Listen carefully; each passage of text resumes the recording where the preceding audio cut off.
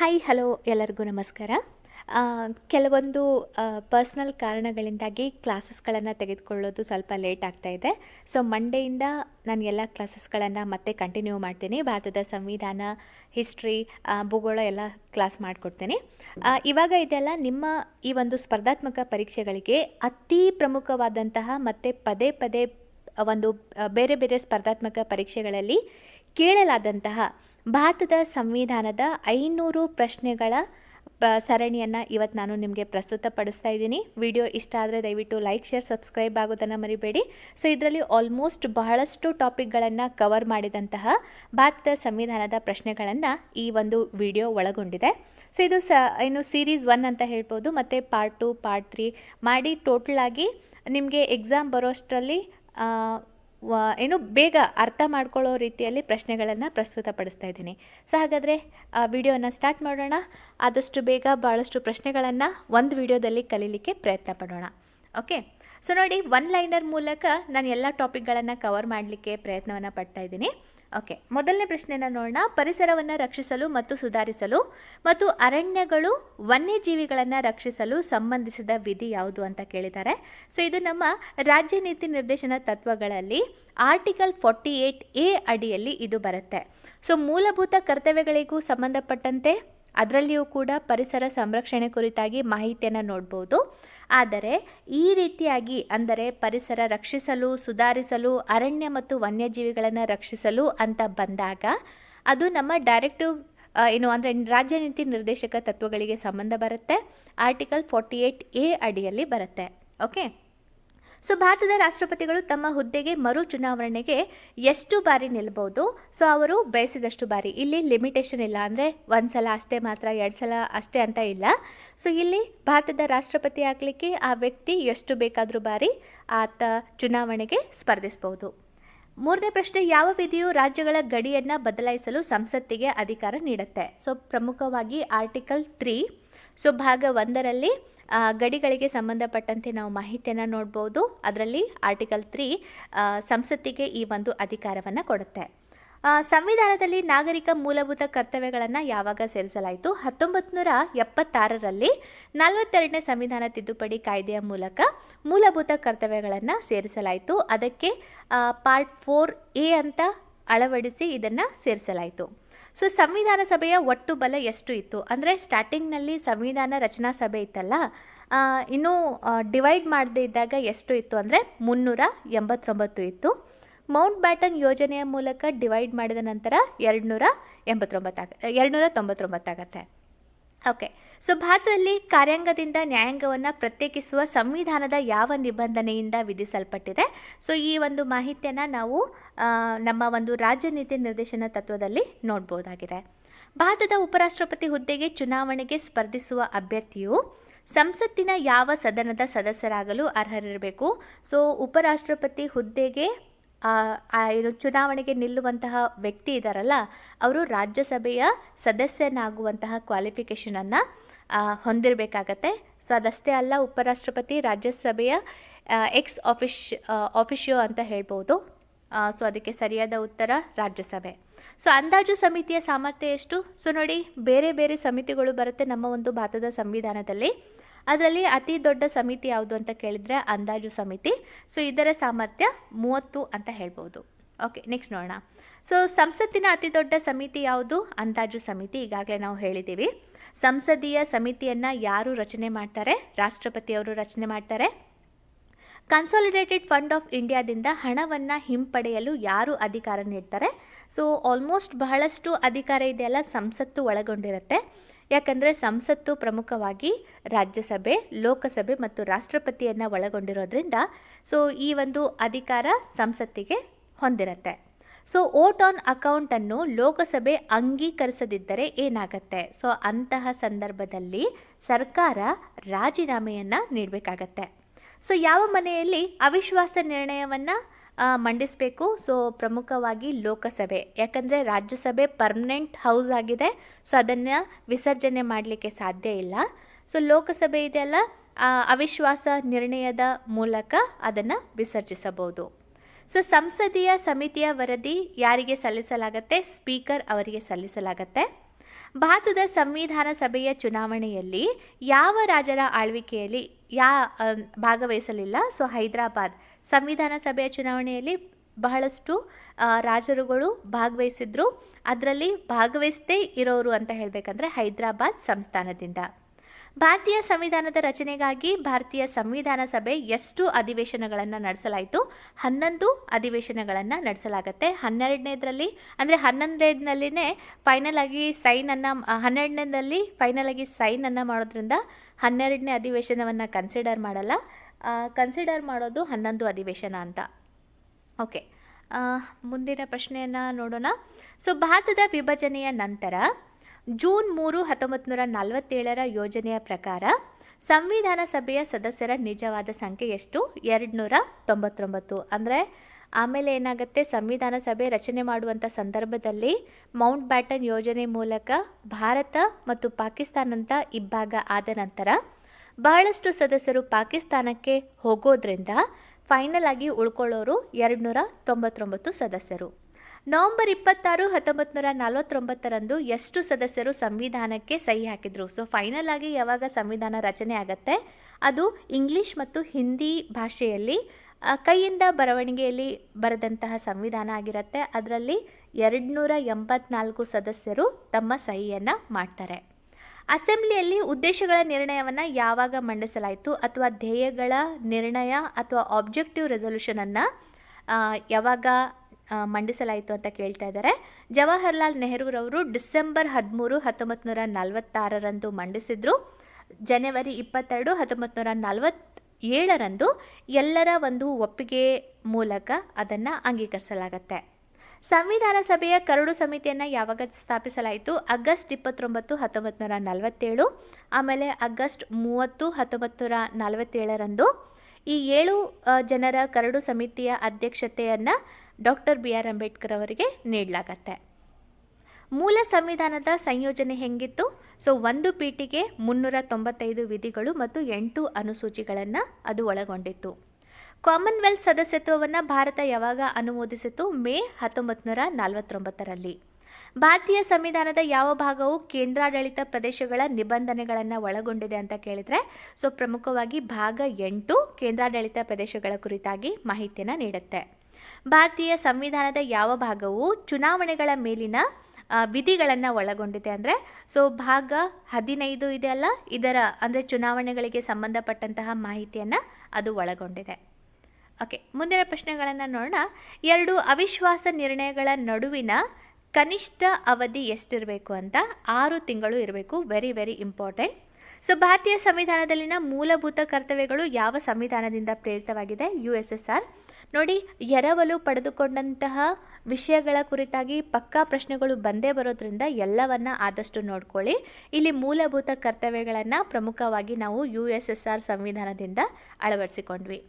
ರಾಜ್ಯದ ಸಾರ್ವಜನಿಕ ಸೇವೆಗಳಲ್ಲಿ ಕಾರ್ಯಾಂಗದಿಂದ ನ್ಯಾಯಾಂಗವನ್ನು ಪ್ರತ್ಯೇಕಿಸುವ ನಿಬಂಧನೆಯನ್ನು ಯಾವ ವಿಧಿ ಹೊಂದಿದೆ? ಸೊ ವಿಧಿ 50. ಫ್ರೆಂಚ್ ಅಭ್ಯಾಸವನ್ನು ಅನುಸರಿಸಿ ಸಂವಿಧಾನ ಸಭೆಯ ತಾತ್ಕಾಲಿಕ ಅಧ್ಯಕ್ಷರಾಗಿ ಯಾರು ಆಯ್ಕೆಯಾದರು? ಸಚ್ಚಿದಾನಂದ್ ಸಿನ್ಹಾ. ಅಂದರೆ ಫ್ರೆಂಚ್ ಅಭ್ಯಾಸ ಅಂತ ಹೇಳಬೇಕಂದ್ರೆ ಸದನದಲ್ಲಿ ಹಾಜರಿದ್ದ ವ್ಯಕ್ತಿಗಳಲ್ಲಿ ಅತಿ ಹಿರಿಯ ವ್ಯಕ್ತಿಯನ್ನು ಅಧ್ಯಕ್ಷರನ್ನಾಗಿ ಮಾಡೋದು. ಸೊ ಅದರ ಮೂಲಕ ಮೊದಲನೆಯ ಸಂವಿಧಾನ ಸಭೆಯಲ್ಲಿ ಭಾಳಷ್ಟು ಜನ ಬರದೇ ಇರೋದ್ರಿಂದ, ಯಾಕಂದರೆ ಮುಸ್ಲಿಂ ಲೀಗ್ ಅದನ್ನು ಬಹಿಷ್ಕರಿಸಿತ್ತು. ಸೊ ಸಭೆಯಲ್ಲಿ ನೆರೆದಿದ್ದಂತಹ ವ್ಯಕ್ತಿಗಳಲ್ಲಿ ಅತ್ಯಂತ ಹಿರಿಯರಾದಂತಹ ಸಚ್ಚಿದಾನಂದ್ ಸಿನ್ಹಾರವರನ್ನು ತಾತ್ಕಾಲಿಕ ಅಧ್ಯಕ್ಷರನ್ನಾಗಿ ಮಾಡಲಾಯಿತು. ವಿಧಾನಸಭೆಯ ಅಧ್ಯಕ್ಷರಾಗಿ ಕ್ರಮವಾಗಿ ಯಾರು ಆಯ್ಕೆಯಾದರು? ಸೊ ರಾಜೇಂದ್ರ ಪ್ರಸಾದ್ ಅವರು ಆಯ್ಕೆಯಾದರು, ಅಂದರೆ ಪರ್ಮನೆಂಟ್ ಅಧ್ಯಕ್ಷರಾಗಿ. ಯಾರನ್ನು ದೋಷಾರೋಪಣೆ ಮಾಡಲಾಗೋದಿಲ್ಲ? ಸೊ ಗವರ್ನರ್ ಅವರನ್ನು ದೋಷಾರೋಪಣೆ ಮಾಡಿ ಅವರ ಹುದ್ದೆಯಿಂದ ಅವರನ್ನು ತೆಗೆದು ಹಾಕಲಿಕ್ಕೆ ಆಗಲ್ಲ. ಸಂವಿಧಾನ ರಚನಾ ಸಭೆಯ ಉಪಾಧ್ಯಕ್ಷರಾಗಿ ಯಾರು ಆಯ್ಕೆಯಾದರು? HC ಮುಖರ್ಜಿ ಅಥವಾ ಹೂಮರ್ ಚಂದ್ರ ಮುಖರ್ಜಿ ಅವರು ಆಯ್ಕೆಯಾಗಿದ್ದರು. ವಿಧಾನಸಭೆಯ ಸಾಂವಿಧಾನಿಕ ಸಲಹೆಗಾರರಾಗಿ ಯಾರು ನೇಮಕಗೊಂಡಿದ್ರು? ಸರ್ BN ರಾವ್ ಅವರು ನೇಮಕಗೊಂಡಿದ್ದಾರೆ. ಯಾವ ಭಾಗದ ಅಡಿಯಲ್ಲಿ ಮೂಲಭೂತ ಕರ್ತವ್ಯಗಳನ್ನು ಉಲ್ಲೇಖಿಸಲಾಗಿದೆ? ಸೊ ಭಾಗ 4A ಅಡಿಯಲ್ಲಿ ಮೂಲಭೂತ ಕರ್ತವ್ಯಗಳನ್ನು ಉಲ್ಲೇಖಿಸಲಾಗಿದೆ. ಓಕೆ, ಸೊ ಭಾರತದ ಸಂವಿಧಾನ ಸಭೆಯಲ್ಲಿ ಸಂವಿಧಾನದ ಕರಡು ಪ್ರತಿಯ ಮೇಲೆ ಎಷ್ಟು ವಾಚನಗೋಷ್ಠಿಗಳನ್ನು ನಡೆಸಲಾಯಿತು? ಸೊ ಅಂದರೆ ಮೊದಲನೇ ವಾಚನ ಮಾಡಲಾಯಿತು, ಎರಡನೇ ವಾಚನ ಮಾಡಲಾಯಿತು, ಮೂರನೇ ವಾಚನ ಮಾಡಲಾಯಿತು, ಸುಮಾರು 100ಕ್ಕಿಂತ ಅಧಿಕ ತಿದ್ದುಪಡಿಗಳನ್ನು ಮಾಡಲಾಯಿತು. ಇನ್ನೊಂದೇನಂತ ಹೇಳಬೇಕಂದ್ರೆ ಇನ್ನು ಜಡ್ಜಸ್ಗಳಿಗೆ, ವಕೀಲರಿಗೆ, ಸಾರ್ವಜನಿಕರಿಗೆ ಅಂದರೆ ಅವರ ಅಭಿಪ್ರಾಯಕ್ಕೋಸ್ಕರ ಈ ವಾಚನಗಳನ್ನು ಪ್ರಸ್ತುತಪಡಿಸಿ ಹಲವಾರು ತಿದ್ದುಪಡಿಗಳನ್ನು ಮಾಡಿ ಫೈನಲ್ ಆಗಿ ಕರಡು ಪ್ರತಿಯನ್ನು ರೆಡಿ ಮಾಡಲಾಯಿತು. ಭಾರತದ ಸಂವಿಧಾನದ ಸಭೆಯಲ್ಲಿ ಭಾರತೀಯ ಸಂವಿಧಾನದ ಮೊದಲ ಓದುವಿಕೆ ಯಾವಾಗ ನಡೆಯಿತು? ಅಂದರೆ ಫಸ್ಟ್ ರೀಡಿಂಗ್ ಯಾವಾಗ ಆಯಿತು ಅಂದರೆ ನವೆಂಬರ್ 4ರಿಂದ ನವೆಂಬರ್ 9, 1948ರವರೆಗೆ. ಭಾರತದ ಸಂವಿಧಾನದ ಸಭೆಯಲ್ಲಿ ಭಾರತೀಯ ಸಂವಿಧಾನದ 3ನೇ ಓದುವಿಕೆ ಯಾವಾಗ ನಡೆಯಿತು ಅಂದರೆ 14 ನವೆಂಬರ್ನಿಂದ 26 ನವೆಂಬರ್ 1949. 3 ರೀಡಿಂಗ್ ಸೆಷನ್ ನಡೆಯುತ್ತೆ. ಸೊ ಫೈನಲ್ ಆಗಿ 3ನೇದು ಅದು ಫೈನಲ್ ಅಂತ ಹೇಳ್ಬೋದು. ಸಂವಿಧಾನ ಸಭೆಯ ಕೊನೆಯ ಸಭೆ ಯಾವಾಗ ನಡೆಯಿತು? ಸೊ 24 ಜನವರಿ 1950. ಸಂವಿಧಾನದ ಕರಡು ಪ್ರತಿಯಲ್ಲಿ ಸಂವಿಧಾನ ಸಭೆ ತೆಗೆದುಕೊಂಡ ಒಟ್ಟು ದಿನಗಳು ಅಂದರೆ 114 ದಿನಗಳು. ಇದು ಕರಡು ಪ್ರತಿ, ಸಂವಿಧಾನವನ್ನು ರಚನೆ ಮಾಡಲಿಕ್ಕೆ ಅಲ್ಲ, ಕರಡು ಪ್ರತಿಯನ್ನು ರಚನೆ ಮಾಡಲಿಕ್ಕೆ ತೆಗೆದುಕೊಂಡ ದಿನಗಳು 114. ಭಾರತೀಯ ಸಂವಿಧಾನದ ಯಾವ ಭಾಗವು ಒಕ್ಕೂಟ ಮತ್ತು ಅದರ ಪ್ರದೇಶಕ್ಕೆ ಸಂಬಂಧಿಸಿದ ನಿಬಂಧನೆಗಳನ್ನು ನಿರ್ದಿಷ್ಟಪಡಿಸುತ್ತೆ? ಸೊ ಭಾಗ 1 ವಿಧಿ 1ರಿಂದ 4ರವರೆಗೆ ಏನು ಬೇರೆ ಬೇರೆ ಗಡಿ ಪ್ರದೇಶ ಆಗಿರ್ಬೋದು, ಭಾರತದ ಕುರಿತಾದಂಥ ಮಾಹಿತಿ ಆಗಿರ್ಬೋದು, ಮತ್ತು ಯಾವ ರೀತಿಯಾಗಿ ಏನು ಗಡಿಗಳನ್ನು ಡಿವೈಡ್ ಮಾಡೋದು ಅಥವಾ ರಾಜ್ಯಗಳನ್ನು ಒಂದು ಕಡೆ ಸೇರಿಸೋದು, ಈ ರೀತಿಯಾದಂತಹ ಹಲವಾರು ಮಾಹಿತಿಗಳನ್ನು ಭಾಗ 1ರಲ್ಲಿ ನೋಡ್ಬೋದು, ವಿಧಿ 1ರಿಂದ 4ರ ಅಡಿಯಲ್ಲಿ. ಭಾರತವು ರಾಜ್ಯಗಳ ಒಕ್ಕೂಟವಾಗಿರಬೇಕೆಂದು ಭಾರತೀಯ ಸಂವಿಧಾನದ ಯಾವ ವಿಧಿ ಹೇಳುತ್ತೆ? ಸೊ ವಿಧಿ 1 ಇದರ ಕುರಿತಾಗಿ ಮಾಹಿತಿ ಹೇಳುತ್ತೆ. ಓಕೆ, ಸೊ ಸಂಸದೀಯ ಸಮಿತಿಯನ್ನು ಯಾರು ರಚನೆ ಮಾಡ್ತಾರೆ? ರಾಷ್ಟ್ರಪತಿಯವರು ರಚನೆ ಮಾಡ್ತಾರೆ. ಕನ್ಸಾಲಿಡೇಟೆಡ್ ಫಂಡ್ ಆಫ್ ಇಂಡಿಯಾದಿಂದ ಹಣವನ್ನು ಹಿಂಪಡೆಯಲು ಯಾರು ಅಧಿಕಾರ ನೀಡುತ್ತಾರೆ? ಸಂಸತ್ತು ಅಧಿಕಾರವನ್ನು ನೀಡುತ್ತಾರೆ. ಆಬ್ಜೆಕ್ಟಿವ್ ರೆಸೊಲ್ಯೂಷನನ್ನು ಮಂಡಿಸಿದವರು ಯಾರು? ಪಂಡಿತ್ ಜವಾಹರ್ಲಾಲ್ ನೆಹರೂರವರು. CAG ಅಥವಾ ಕ್ಯಾಗ್ ಅಂತ ಹೇಳ್ಬೋದು, ಅಥವಾ ಕಂಟ್ರೋಲರ್ ಆಡಿಟರ್ ಜನರಲ್ ಅಂತ ಹೇಳ್ಬೋದು, ಅವರು ಯಾವ ವಯಸ್ಸಿನಲ್ಲಿ ನಿವೃತ್ತರಾಗ್ತಾರೆ ಅಂದರೆ 65 ವರ್ಷಗಳು. ಸೊ CAG ಅವರ ಅಧಿಕಾರ ಅವಧಿ ಎಷ್ಟು ಅಂದರೆ 6 ವರ್ಷ. ಅಂದರೆ ಅವರ ಅಧಿಕಾರ ಅವಧಿ ಎಷ್ಟು ಅಂತ ನಿಮಗೆ ಕೇಳಿದರೆ 6 ವರ್ಷ ಅಥವಾ ಅವರಿಗೆ 65 ವರ್ಷ ಆಗುವವರೆಗೆ ಅಂತ ಹೇಳ್ಬೋದು. ಸೊ ಯೂನಿಯನ್ ಪವರ್ ಸಮಿತಿಯ ಅಧ್ಯಕ್ಷರು ಯಾರಾಗಿದ್ದರು? ಜವಾಹರ್ಲಾಲ್ ನೆಹರು. ಸಂವಿಧಾನ ಸಭೆಯಲ್ಲಿ ಪ್ರಮುಖವಾಗಿ 8 ಪ್ರಮುಖವಾದಂಥ ಸಮಿತಿಗಳು ಮತ್ತು ಉಳಿದ ಸಬ್ ಕಮಿಟಿಗಳು ಇತ್ತು. ಆದರೆ 8ರಲ್ಲಿ ಪ್ರಮುಖವಾದಂತಹ ಯೂನಿಯನ್ ಪವರ್ಸ್ ಸಮಿತಿಯ ಅಧ್ಯಕ್ಷತೆಯನ್ನು ಜವಾಹರ್ಲಾಲ್ ನೆಹರು ಅವರು ವಹಿಸ್ಕೊಂಡಿದ್ರು. ಸೊ ಮಳಿಮಠ್ ಸಮಿತಿಯ ವಿಷಯ ಏನಾಗಿತ್ತು? ಇದು ಪ್ರಮುಖವಾಗಿ ಭಾರತದಲ್ಲಿ ಅಪರಾಧ ನ್ಯಾಯ ವ್ಯವಸ್ಥೆಗೆ ಸಂಬಂಧಪಟ್ಟಂತಹ ಸಮಿತಿಯಾಗಿತ್ತು. ರಾಜ್ಯವು ಏಕರೂಪದ ನಾಗರಿಕ ಸಂಹಿತೆಯನ್ನು ಅಳವಡಿಸಿಕೊಳ್ಳಲು ಪ್ರಯತ್ನಿಸುತ್ತದೆ ಎಂದು ಯಾವ ಸಂವಿಧಾನದ ವಿಧಿ ಹೇಳುತ್ತೆ? ಸೊ ಅನುಚ್ಛೇದ 44 ಏಕರೂಪ ನಾಗರಿಕ ಸಂಹಿತೆ ಕುರಿತಾಗಿ ಮಾಹಿತಿ ನೀಡುತ್ತೆ. ಸೊ ಸಂಸತ್ತಿನ ಅತಿದೊಡ್ಡ ಸಮಿತಿ ಯಾವುದು? ಅಂದಾಜು ಸಮಿತಿ. ಭಾರತದಲ್ಲಿ ಚುನಾವಣೆಗಳನ್ನು ನಡೆಸಲು ಚುನಾವಣಾ ಆಯೋಗಕ್ಕೆ ಯಾವ ವಿಧಿಯು ಅಧಿಕಾರವನ್ನು ಒದಗಿಸುತ್ತೆ? ವಿಧಿ 324 ಚುನಾವಣೆಗೆ ಸಂಬಂಧಪಟ್ಟಂತಹ ಅಧಿಕಾರವನ್ನು ನೀಡುತ್ತೆ. ಓಕೆ, ಸೊ ಭಾರತದ ಉಪರಾಷ್ಟ್ರಪತಿಯನ್ನು ಯಾರು ಆಯ್ಕೆ ಮಾಡ್ತಾರೆ? ಸಂಸತ್ತಿನ ಸದಸ್ಯರು, ಚುನಾಯಿತ ಮತ್ತು ನಾಮನಿರ್ದೇಶಿತ.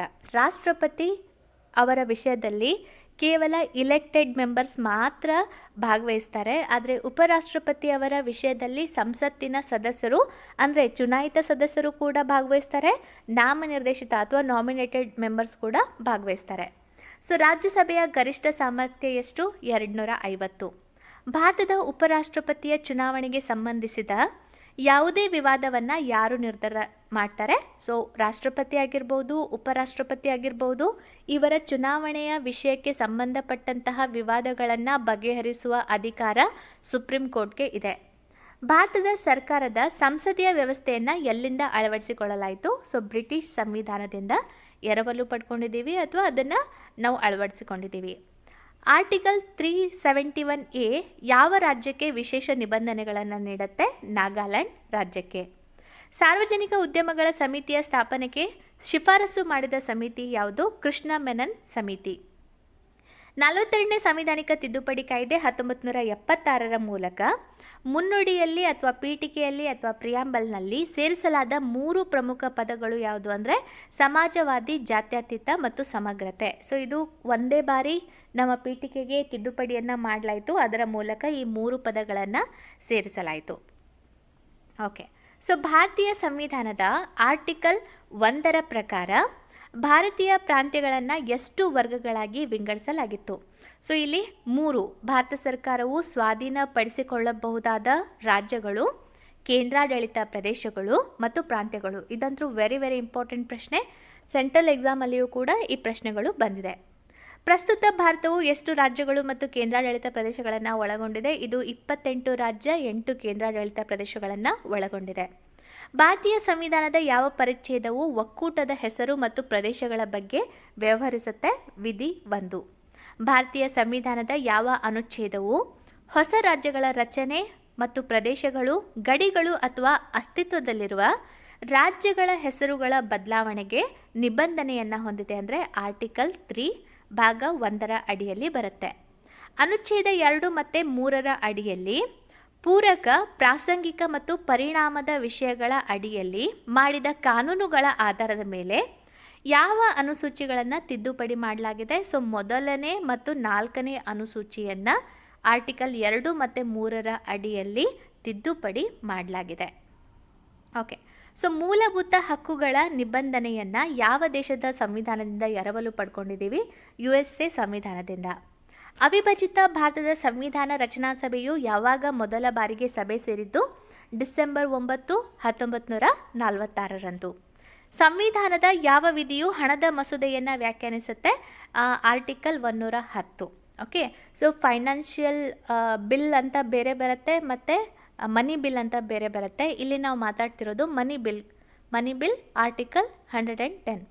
ರಾಜ್ಯ ನೀತಿ ನಿರ್ದೇಶಕ ತತ್ವಗಳು ಯಾವ ಸಂವಿಧಾನದಿಂದ ಎರವಲು ಪಡೆಯಲಾಗಿದೆ? ಐರಿಷ್ ಸಂವಿಧಾನದಿಂದ.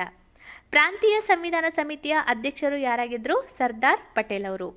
ಭಾರತೀಯ ಸಂವಿಧಾನದಲ್ಲಿ ಏಕಕಾಲೀನ ಪಟ್ಟಿಯ ಪರಿಕಲ್ಪನೆಯನ್ನು ಯಾವ ದೇಶದ ಸಂವಿಧಾನದಿಂದ ಪಡೆಯಲಾಗಿದೆ? ಆಸ್ಟ್ರೇಲಿಯಾದಿಂದ ಪಡೆಯಲಾಗಿದೆ. ಓಕೆ, ಅಂದರೆ ಏಕಕಾಲೀನ ಪಟ್ಟಿ ಅಥವಾ ಸಮವರ್ತಿ ಪಟ್ಟಿ ಒಂದೇ. ವಿಶ್ವದ ಅತಿ ದೊಡ್ಡ ಸಂವಿಧಾನವನ್ನು ಹೊಂದಿರುವ ದೇಶ ಯಾವುದು? ನಮ್ಮದು. ಯಾಕಂದರೆ ಭಾರತದ್ದು ಅತಿ ದೊಡ್ಡದಾದ ವಿಸ್ತಾರವಾದಂತಹ ಒಂದು ಸಂವಿಧಾನವನ್ನು, ಅದು ಲಿಖಿತ ಸಂವಿಧಾನ ನಮ್ಮ ಭಾರತ ದೇಶದ್ದು. ಯಾವ ದಿನಾಂಕದಂದು ಭಾರತವು ಸಾರ್ವಭೌಮ ಪ್ರಜಾಪ್ರಭುತ್ವ ಗಣರಾಜ್ಯವಾಯಿತು? 26 ಜನವರಿ 1950ರಂದು. ಸಂವಿಧಾನ ಸದಸ್ಯರನ್ನು ಯಾರಿಂದ ಆಯ್ಕೆ ಮಾಡಲಾಗಿದೆ? ಸೊ ವಿವಿಧ ಪ್ರಾಂತ್ಯಗಳ ಶಾಸಕಾಂಗ ಸಭೆಗಳಿಂದ ಆಯ್ಕೆ ಮಾಡಲಾಯಿತು. ಇದರ ಕುರಿತಾಗಿ ಡೀಟೇಲ್ ಆಗಿ ಥಿಯರಿ ಕ್ಲಾಸನ್ನು ಮಾಡಿದ್ದೀನಿ, ಬೇಕಾದರೆ ನೀವು ನೋಡ್ಕೋಬಹುದು, ನಿಮಗೆ ಹೆಚ್ಚಿನ ವಿಷಯಗಳು ಗೊತ್ತಾಗತ್ತೆ. ಸಂವಿಧಾನದ ಯಾವ ವಿಧಿಯ ಅಡಿಯಲ್ಲಿ ರಾಷ್ಟ್ರೀಯ ತುರ್ತು ಪರಿಸ್ಥಿತಿಯ ನಿಬಂಧನೆಯನ್ನು ಪ್ರತಿಪಾದಿಸಲಾಗಿದೆ? ಆರ್ಟಿಕಲ್ 352. ಸಂವಿಧಾನದ ಯಾವ ಪರಿಚ್ಛೇದದ ಅಡಿಯಲ್ಲಿ ಆರ್ಥಿಕ ತುರ್ತು ಪರಿಸ್ಥಿತಿಯ ನಿಬಂಧನೆಯನ್ನು ಪ್ರತಿಷ್ಠಾಪಿಸಲಾಗಿದೆ? ಆರ್ಟಿಕಲ್ 360. ಸಂವಿಧಾನದ ಯಾವ ಪರಿಚ್ಛೇದದ ಅಡಿಯಲ್ಲಿ ರಾಜ್ಯ ತುರ್ತು ಪರಿಸ್ಥಿತಿ ಅಥವಾ ರಾಷ್ಟ್ರಪತಿ ಆಳ್ವಿಕೆಗೆ ಅವಕಾಶ ಕಲ್ಪಿಸಲಾಗಿದೆ? ಆರ್ಟಿಕಲ್ 356. ಸೊ ಪ್ರಮುಖವಾಗಿ 3 ರೀತಿಯಾದಂತಹ ತುರ್ತು ಪರಿಸ್ಥಿತಿ ಇದೆ. ರಾಷ್ಟ್ರೀಯ ತುರ್ತು ಪರಿಸ್ಥಿತಿ, ರಾಜ್ಯ ತುರ್ತು ಪರಿಸ್ಥಿತಿ ಮತ್ತು ಆರ್ಥಿಕ ತುರ್ತು ಪರಿಸ್ಥಿತಿ. ಸೊ ರಾಷ್ಟ್ರೀಯ ತುರ್ತು ಪರಿಸ್ಥಿತಿ ಅತಿ ಹೆಚ್ಚು ಬಾರಿ ಇಂದಿರಾ ಗಾಂಧಿ ಅವರ ಆಳ್ವಿಕೆಯಲ್ಲಿ ನಡೆಸಲಾಯಿತು. 3 ರಾಷ್ಟ್ರೀಯ ತುರ್ತು ಪರಿಸ್ಥಿತಿ. ರಾಜ್ಯ ತುರ್ತು ಪರಿಸ್ಥಿತಿಗಳು ಬೇರೆ ಬೇರೆ ರಾಜ್ಯಗಳಿಗೆ ಸಂಬಂಧಪಟ್ಟಂತೆ ಬಹಳ ಬಾರಿ ಘೋಷಣೆ ಮಾಡಲಾಗಿದೆ. ಆದರೆ ಇವಾಗಿನವರೆಗೆ ಆರ್ಥಿಕ ತುರ್ತು ಪರಿಸ್ಥಿತಿಯನ್ನು ಯಾವತ್ತೂ ಕೂಡ ಘೋಷಿಸಲಾಗಿಲ್ಲ. ಯಾವ ಸಂದರ್ಭದಲ್ಲಿ ತುರ್ತು ಪರಿಸ್ಥಿತಿಯ ಸಂದರ್ಭದಲ್ಲಿ ಸಾಮಾನ್ಯ ಜನರ ಬಂಧನವನ್ನು ರಾಷ್ಟ್ರೀಯ ತುರ್ತು ಪರಿಸ್ಥಿತಿಯ ಸಂದರ್ಭದಲ್ಲಿ ಕಾನೂನುಬದ್ಧಗೊಳಿಸಲಾಯಿತು? ಅಂದರೆ ಯಾವ ಪ್ರಕರಣದ ಅಡಿಯಲ್ಲಿ ಇದನ್ನು ಕಾನೂನುಬದ್ಧಗೊಳಿಸಲಾಯಿತು ಅಂದರೆ ADM ಜಬಲ್ಪುರ್ ಪ್ರಕರಣದ ಸಂದರ್ಭದಲ್ಲಿ. ಭಾರತದ ಸಂವಿಧಾನ ರಚನಾ ಸಭೆಯನ್ನು ಯಾರ ಶಿಫಾರಸಿನ ಮೇರೆಗೆ ರಚಿಸಲಾಯಿತು? 1946ರ ಕ್ಯಾಬಿನೆಟ್ ಮಿಷನ್ ಪ್ಲಾನ್ನ ಅಡಿಯಲ್ಲಿ. ಯೂನಿಯನ್ ಪಬ್ಲಿಕ್ ಸರ್ವಿಸ್ ಕಮಿಷನ್ ತನ್ನ ವರದಿಯನ್ನು ಯಾರಿಗೆ ನೀಡುತ್ತೆ? ರಾಷ್ಟ್ರಪತಿಯವರಿಗೆ ನೀಡುತ್ತೆ. ಸೊ ಸೆಂಟ್ರಲ್ UPSC ಅಂತ ನಿಮಗೆಲ್ಲರಿಗೂ ಗೊತ್ತಲ್ಲ, ತನ್ನ ವರದಿಯನ್ನು ರಾಷ್ಟ್ರಪತಿಗೆ ಸಲ್ಲಿಸಬೇಕಾಗತ್ತೆ. ಭಾರತದಲ್ಲಿ 500ಕ್ಕೂ ಹೆಚ್ಚು ರಾಜಪ್ರಭುತ್ವದ ರಾಜ್ಯಗಳ ವಿಲೀನಕ್ಕೆ ಯಾರು ಜವಾಬ್ದಾರರು? ಸೊ ಇಲ್ಲಿ ಸರ್ದಾರ್ ವಲ್ಲಭಭಾಯ್ ಪಟೇಲ್. ಓಕೆ, ಯಾವ ಸಮಯದಲ್ಲಿ ಹೆಚ್ಚಿನ ರಾಜಪ್ರಭುತ್ವದ ರಾಜ್ಯಗಳು ಭಾರತೀಯ ಒಕ್ಕೂಟದಲ್ಲಿ ವಿಲೀನಗೊಂಡವು? ಯಾವ ವರ್ಷದಲ್ಲಿ? 1947ರಲ್ಲಿ. ಭಾರತೀಯ ಸಂವಿಧಾನದ ಯಾವ ವಿಧಿ ಹೊಸ ರಾಜ್ಯಗಳ ಪ್ರವೇಶ ಅಥವಾ ಸ್ಥಾಪನೆಯ ನಿಬಂಧನೆಗಳನ್ನು ಉಲ್ಲೇಖಿಸುತ್ತೆ? ವಿಧಿ 2. ಭಾರತೀಯ ಸಂವಿಧಾನದ ವಿಧಿ 3ರ ಪ್ರಕಾರ ರಾಜ್ಯದ ಮರುಸಂಘಟನೆಯನ್ನು ಪರಿಗಣಿಸುವ ಮಸೂದೆಯನ್ನು ಯಾರ ಪೂರ್ವಾನುಮತಿಯೊಂದಿಗೆ ಮಾತ್ರ ಪರಿಚಯಿಸಬಹುದು? ರಾಷ್ಟ್ರಪತಿ. ಅಂದರೆ ರಾಷ್ಟ್ರಪತಿಯವರ ಹತ್ರ ಪ್ರಿಯರ್ ಪರ್ಮಿಷನನ್ನು ನಾವು ತಗೋಬೇಕಾಗತ್ತೆ ಅಥವಾ ಪೂರ್ವಾನುಮತಿಯನ್ನು ತೆಗೆದುಕೊಳ್ಬೇಕಾಗತ್ತೆ. ಆಮೇಲೆ ಈ ಒಂದು ರಾಜ್ಯ ಮರುಸಂಘಟನೆಯನ್ನು ಮಾಡ್ಬೋದು. ಭಾರತೀಯ ಸಂವಿಧಾನದ 3ನೆಯ ವಿಧಿಯ ನಿಬಂಧನೆಗಳ ಅಡಿಯಲ್ಲಿ ಸಂಸತ್ತಿಗೆ ರಾಜ್ಯಗಳನ್ನು ಎಷ್ಟು ರೀತಿಯಲ್ಲಿ ಮರು ಸಂಘಟಿಸಲು ಅಧಿಕಾರ ಇದೆ? ಸೊ 4 ರೀತಿಯಲ್ಲಿ ಮರು ಸಂಘಟಿಸುವ ಅಧಿಕಾರ ಇದೆ. ಯಾವ್ಯಾವ ರೀತಿ ಅಂದರೆ, ಯಾವುದೇ ರಾಜ್ಯದ ಪ್ರದೇಶವನ್ನು ಹೆಚ್ಚಿಸ್ಬೋದು ಅಥವಾ ಯಾವುದೇ ರಾಜ್ಯದ ಪ್ರದೇಶವನ್ನು ಕಡಿಮೆ ಮಾಡ್ಬೋದು, ಗಡಿಯನ್ನು ಬದಲಾವಣೆ ಮಾಡ್ಬೋದು, ಅದೇ ರೀತಿಯಾಗಿ ಯಾವುದೇ ರಾಜ್ಯದ ಹೆಸರನ್ನು ಬದಲಾವಣೆ ಮಾಡ್ಬೋದು. ಸೊ 4 ರೀತಿಯಾಗಿ ಮರು ಸಂಘಟಿಸುವ ಅಧಿಕಾರ ಸಂಸತ್ತಿಗೆ ಇದೆ. ಓಕೆ, ಸೊ ಕರಡು ಸಮಿತಿಯ ಅಧ್ಯಕ್ಷರು ಯಾರಾಗಿದ್ದರು? Doctor BR Ambedkar. 7 ಜನರ ಸದಸ್ಯರನ್ನು ಒಳಗೊಂಡಿತ್ತು. ಅತಿ ಇಂಪಾರ್ಟೆಂಟ್ ಆದಂತಹ ಸಮಿತಿ. ಮೂಲಭೂತ ಹಕ್ಕುಗಳ ಸಮಿತಿಯ ಅಧ್ಯಕ್ಷರು ಯಾರಾಗಿದ್ದರು? ಸರ್ದಾರ್ ಪಟೇಲ್. ಯೂನಿಯನ್ ಪವರ್ ಸಮಿತಿಯ ಅಧ್ಯಕ್ಷರು ಜವಾಹರ್ಲಾಲ್ ನೆಹರೂರವರು. ಸ್ಟೀರಿಂಗ್ ಸಮಿತಿಯ ಅಧ್ಯಕ್ಷತೆಯನ್ನು KM ಮುನ್ಷಿ ಅವರು ವಹಿಸ್ಕೊಂಡಿದ್ರು. ಸೊ ಭಾರತೀಯ ಪೀಠಿಕೆಯು ಸಂವಿಧಾನದ ಕೀ ನೋಟ್ ಅಂತ ಹೇಳಿಕೆಯನ್ನು ನೀಡಿದವರು ಅರ್ನೆಸ್ಟ್ ಬಾರ್ಕರ್. ಸೊ ಪ್ರಸ್ತುತ ರಾಜ್ಯಸಭೆಯ ಬಲ ಎಷ್ಟು ಅಂದರೆ 245. ಸಂಪುಟವು ಯಾರಿಗೆ ಸಾಮೂಹಿಕ ಹೊಣೆಗಾರಿಕೆಯನ್ನು ಹೊಂದಿದೆ ಅಂದರೆ, ಸೊ ಲೋಕಸಭೆಗೆ. ಮಂತ್ರಿಮಂಡಲ ಯಾರಿಗೆ ಸಾಮೂಹಿಕವಾಗಿ ಅಂದರೆ ಲೋಕಸಭೆಗೆ. ಸಂಸತ್ತಿನ ಉಭಯ ಸದನಗಳ ಜಂಟಿ ಅಧಿವೇಶನಕ್ಕೆ ಕಳುಹಿಸಲಾದ ಮಸೂದೆಯನ್ನು ಯಾವ ಬಹುಮತದ ಮೂಲಕ ಅಂಗೀಕರಿಸಬೇಕು? ಸೊ ಪ್ರಸ್ತುತ ಇರುವ ಸದಸ್ಯರ ಸರಳ ಬಹುಮತದಿಂದ. ಓಕೆ, ಸೊ ಒಂದೊಂದು ಸಲ ಏನಾಗುತ್ತೆ, ಲೋಕಸಭೆಯಲ್ಲಿ ಅಂಗೀಕರಿಸಲಾದಂತಹ ಮಸೂದೆಯನ್ನು ರಾಜ್ಯಸಭೆ ರಿಜೆಕ್ಟ್ ಮಾಡ್ಬೋದು ಅಥವಾ ರಾಜ್ಯಸಭೆಯಲ್ಲಿ ಹೇಳಿದಂತಹ ಮಸೂದೆಯನ್ನು ಲೋಕಸಭೆಯಲ್ಲಿ ರಿಜೆಕ್ಟ್ ಮಾಡ್ಬೋದು. ಅಂತಹ ಸಂದರ್ಭದಲ್ಲಿ ರಾಷ್ಟ್ರಪತಿಯವರು ತಮ್ಮ ಅಧಿಕಾರವನ್ನು ಯೂಸ್ ಮಾಡಿಕೊಂಡು ಜಂಟಿ ಅಧಿವೇಶನವನ್ನು ಕರೆಯಲಾಗುತ್ತೆ. ಸೊ ಜಂಟಿ ಅಧಿವೇಶನದಲ್ಲಿ 2 ಸದನಗಳು ಸರಳ ಬಹುಮತದ ಮೂಲಕ ಆ ಒಂದು ಮಸೂದೆಯನ್ನು ಅಂಗೀಕರಿಸ್ಬೋದು. ಸೊ ಸಾರ್ವಜನಿಕ ಲೆಕ್ಕಪತ್ರ ಸಮಿತಿಗೆ ರಾಜ್ಯಸಭೆಯಿಂದ ಎಷ್ಟು ಸದಸ್ಯರನ್ನು ಆಯ್ಕೆ ಮಾಡಲಾಗತ್ತೆ? 7 ಜನ ಸದಸ್ಯರನ್ನು ಆಯ್ಕೆ ಮಾಡಲಾಗತ್ತೆ. ಸೊ ಭಾರತದಲ್ಲಿ ರಾಜ್ಯದ ಮುಖ್ಯಸ್ಥ ಎಂದು ಯಾರನ್ನು ಪರಿಗಣಿಸಲಾಗತ್ತೆ? ರಾಷ್ಟ್ರಪತಿಯವರನ್ನು. ಓಕೆ, ಭಾರತದ ರಾಷ್ಟ್ರಪತಿಯ ಚುನಾವಣೆಗೆ ಸಂಬಂಧಿಸಿದ ಯಾವುದೇ ವಿವಾದವನ್ನು ಯಾರು ನಿರ್ಧಾರ ಮಾಡ್ತಾರೆ? ಈಗಾಗಲೇ ನಾವು ಹೇಳಿರುವ ಹಾಗೆ ಉಪರಾಷ್ಟ್ರಪತಿ ಆಗಿರ್ಬೋದು ಅಥವಾ ರಾಷ್ಟ್ರಪತಿ ಆಗಿರ್ಬೋದು, ಇವರ ಚುನಾವಣೆಗೆ ಸಂಬಂಧಪಟ್ಟಂತಹ ವಿವಾದವನ್ನು ಸುಪ್ರೀಂ ಕೋರ್ಟ್ ನಿರ್ಧಾರ ಮಾಡುತ್ತೆ. ಸೊ ರಾಜ್ಯಸಭೆಯ ಗರಿಷ್ಠ ಸಾಮರ್ಥ್ಯ 250. ಭಾರತದಲ್ಲಿ ಸ್ಥಳೀಯ ಸ್ವಯಂ ಸರ್ಕಾರದ ಪಿತಾಮಹ ಅಂತ ಯಾರನ್ನ ಪರಿಗಣಿಸಲಾಗುತ್ತೆ? ಲಾರ್ಡ್ ರಿಪ್ಪನ್ ಅವರನ್ನು. ಭಾರತದಲ್ಲಿ ಚುನಾವಣೆಗಳನ್ನು ನಡೆಸಲು ಚುನಾವಣಾ ಆಯೋಗಕ್ಕೆ ಯಾವ ವಿಧಿಯು ಅಧಿಕಾರವನ್ನು ನೀಡುತ್ತೆ? ಆರ್ಟಿಕಲ್ 324. ಸ್ವಾತಂತ್ರ್ಯದ ಹಕ್ಕನ್ನು ಭಾರತೀಯ ಸಂವಿಧಾನದ ಯಾವ ವಿಧಿಗಳಲ್ಲಿ ಉಲ್ಲೇಖಿಸಲಾಗಿದೆ? ವಿಧಿ 19ರಿಂದ 22ರವರೆಗೆ. ಪೀಠಿಕೆಯನ್ನು ಮೊದಲು ಪರಿಚಯಿಸಿದ ಸಂವಿಧಾನ ಯಾವುದು? ಅಮೆರಿಕನ್ ಸಂವಿಧಾನ. ಸ್ಥಳೀಯ ಸಂಸ್ಥೆಗಳಿಗೆ ಸಾಂವಿಧಾನಿಕ ಭದ್ರತೆಯ ಬಗ್ಗೆ ಯಾರು ಉಲ್ಲೇಖ ನೀಡಿದರು? LM ಸಿಂಘ್ವಿ ಸಮಿತಿ ಸಂವಿಧಾನಿಕ ಭದ್ರತೆಯ ಕುರಿತಾಗಿ ಉಲ್ಲೇಖವನ್ನು ಮಾಡಿತ್ತು. ಪ್ರಾದೇಶಿಕ ಕೌನ್ಸಿಲ್ ರಚನೆಗೆ ಯಾವ ಸಂಸದೀಯ ಕಾಯ್ದೆ ಅವಕಾಶ ನೀಡಿದೆ? ರಾಜ್ಯ ಮರು ಸಂಘಟನೆ ಕಾಯ್ದೆ 1956. ಡೆಕ್ಕನ್ನಲ್ಲಿರುವ ಅಂದರೆ SK ಧರ್ ಆಯೋಗ ಆಗಿರ್ಬೋದು, ಆಮೇಲೆ JVP ಆಯೋಗ ಆಗಿರ್ಬೋದು, ಆಮೇಲೆ ಫಜಲ್ ಅಲಿ, ಆಮೇಲೆ ಫೈನಲ್ ಆಗಿ ಏನಾಗುತ್ತೆ, ಫಜಲ್ ಅಲಿ ಆಯೋಗದ ಅನುಗುಣವಾಗಿ ರಾಜ್ಯ ಮರು ಸಂಘಟನೆ ಕಾಯ್ದೆ 1956ರ ಮೂಲಕ ರಾಜ್ಯಗಳ ವಿಂಗಡಣೆ ಮಾಡಲಾಯಿತು. ದಕ್ಕನ್ನಲ್ಲಿರುವ ಹೈದರಾಬಾದ್ ರಾಜ್ಯವು ಯಾವ ವರ್ಷದಲ್ಲಿ ಭಾರತೀಯ ಒಕ್ಕೂಟಕ್ಕೆ ಅಧಿಕೃತವಾಗಿ ಸೇರ್ಪಡೆಗೊಂಡಿತು? 1948ರಲ್ಲಿ. ಯಾವಾಗ ಭಾರತ ಮತ್ತು ಪಾಕಿಸ್ತಾನ ಅಂತ ಡಿವೈಡ್ ಆಗುತ್ತೆ, ಈ ಪ್ರಾಂತ್ಯಗಳಿಗೆ, ದೇಶೀಯ ಪ್ರಾಂತ್ಯಗಳಿಗೆ, ರಾಜ್ಯದ ಸಂಸ್ಥಾನಗಳಿಗೆ 3 ಆಪ್ಷನನ್ನು ಕೊಡ್ತಾರೆ. ಒಂದು ಭಾರತಕ್ಕಾದರೂ ಸೇರ್ಕೊಳ್ಳಿ, ಒಂದು ಪಾಕಿಸ್ತಾನಕ್ಕಾದರೂ ಸೇರ್ಕೊಳ್ಳಿ, ಇಲ್ಲಾಂದರೆ ಸ್ವತಂತ್ರವಾಗಿ ಬೇಕಾದರೆ ಇಟ್ಕೊಳ್ಳಿ ಅಂತ. ಸೊ ಫಸ್ಟಿಗೆ ಹೈದರಾಬಾದ್ ಸೇರ್ಕೊಳ್ಳಿಕ್ಕೆ ಒಪ್ಕೊಳ್ಳಲ್ಲ, ಆದರೆ 1948ನಲ್ಲಿ ಇದು ಸೇರ್ಪಡೆಗೊಳ್ಳುತ್ತೆ. ಸ್ವತಂತ್ರದ ಸಮಯದಲ್ಲಿ ಯಾವ ಪ್ರಭುತ್ವದ ರಾಜ್ಯಗಳು ಭಾರತೀಯ ಒಕ್ಕೂಟಕ್ಕೆ ಸೇರಲು ನಿರಾಕರಿಸಿತು? So Hyderabad, Junagadh, Kashmir very important. Okay. So ಭಾಷಾವಾರು ಆಧಾರದ ಮೇಲೆ ರಾಜ್ಯವನ್ನು ಸಂಘಟಿಸುವ ಕಾರ್ಯಸಾಧ್ಯತೆಯನ್ನು ಅಧ್ಯಯನ ಮಾಡಲು ಯಾವ ಆಯೋಗವನ್ನು ನೇಮಿಸಲಾಯಿತು? ಫಸ್ಟಿಗೆ ಎಸ್.ಕೆ. ಧರ್ ಸಮಿತಿಯನ್ನು ನೇಮಕ ಮಾಡಲಾಗತ್ತೆ. ಆಮೇಲೆ ಲಾಸ್ಟಿಗೆ ಭಾಷಾವಾರು ಪ್ರಾಂತ್ಯಗಳ ಆಯೋಗ ಜೂನ್ 1948. JVP ಸಮಿತಿ ಮತ್ತು ಭಾಷಾವಾರು ಪ್ರಾಂತ್ಯಗಳ ಆಯೋಗವನ್ನು ಯಾವಾಗ ನೇಮಿಸಲಾಯಿತು? ಡಿಸೆಂಬರ್ 1948. JVP ಸಮಿತಿಯ ಸದಸ್ಯರು ಯಾರ್ಯಾರು? ಅವರ ಹೆಸರು ಮೇಲೇ ಈ ಸಮಿತಿಯನ್ನು ಇಡಲಾಯಿತು. JVP ಅಂದರೆ ಜವಾಹರ್ಲಾಲ್ ನೆಹರು, ವಲ್ಲಭಭಾಯಿ ಪಟೇಲ್ ಮತ್ತು ಪಟ್ಟಾಭಿ ಸೀತಾರಾಮಯ್ಯ. ಸೊ ಮೂರನೇ ಪ್ರಮುಖವಾದಂಥ ಸಮಿತಿ ಅಂದರೆ ಫಜಲ್ ಅಲಿ ಆಯೋಗ. ಇದನ್ನು KS ಎಕ್ಸಾಮಲ್ಲಿಯೂ ಕೂಡ ಕೇಳಿದ್ದಾರೆ ಮತ್ತು IAS ಎಕ್ಸಾಮಲ್ಲಿಯೂ ಕೂಡ ಕೇಳಿದ್ದಾರೆ. ಅಂದರೆ ಈ ಸಮಿತಿಯ ಸದಸ್ಯರು ಯಾರ್ಯಾರು ಅಂತ. ಸೊ ಫಜಲ್ ಅಲಿ ಇದರ ಅಧ್ಯಕ್ಷರಾಗಿದ್ದರು. ಅದೇ ರೀತಿಯಾಗಿ ಕುಂಜ್ರು ಮತ್ತು ಪಣಿಕರ್ 3 ಜನ ಸದಸ್ಯರನ್ನು ಒಳಗೊಂಡಂತಹ ಆಯೋಗ ಫಜಲ್ ಅಲಿ ಆಯೋಗ. ಭಾರತದ ಮೊದಲ ಮುನ್ಸಿಪಲ್ ಕಾರ್ಪೊರೇಷನನ್ನು ಯಾವ ಸ್ಥಳದಲ್ಲಿ ಸ್ಥಾಪಿಸಲಾಯಿತು? ಮದ್ರಾಸ್. ಯಾವ ಪ್ರಕರಣದಲ್ಲಿ ಪೀಠಿಕೆಯು ಸಂವಿಧಾನದ ಭಾಗ ಅಲ್ಲ ಅಂತ ಸುಪ್ರೀಂ ಕೋರ್ಟ್ ನಿರ್ದಿಷ್ಟವಾಗಿ ಅಭಿಪ್ರಾಯಪಟ್ಟಿದೆ? ಅಂದರೆ ಬೇರುಬಾರಿ ಪ್ರಕರಣ 1960.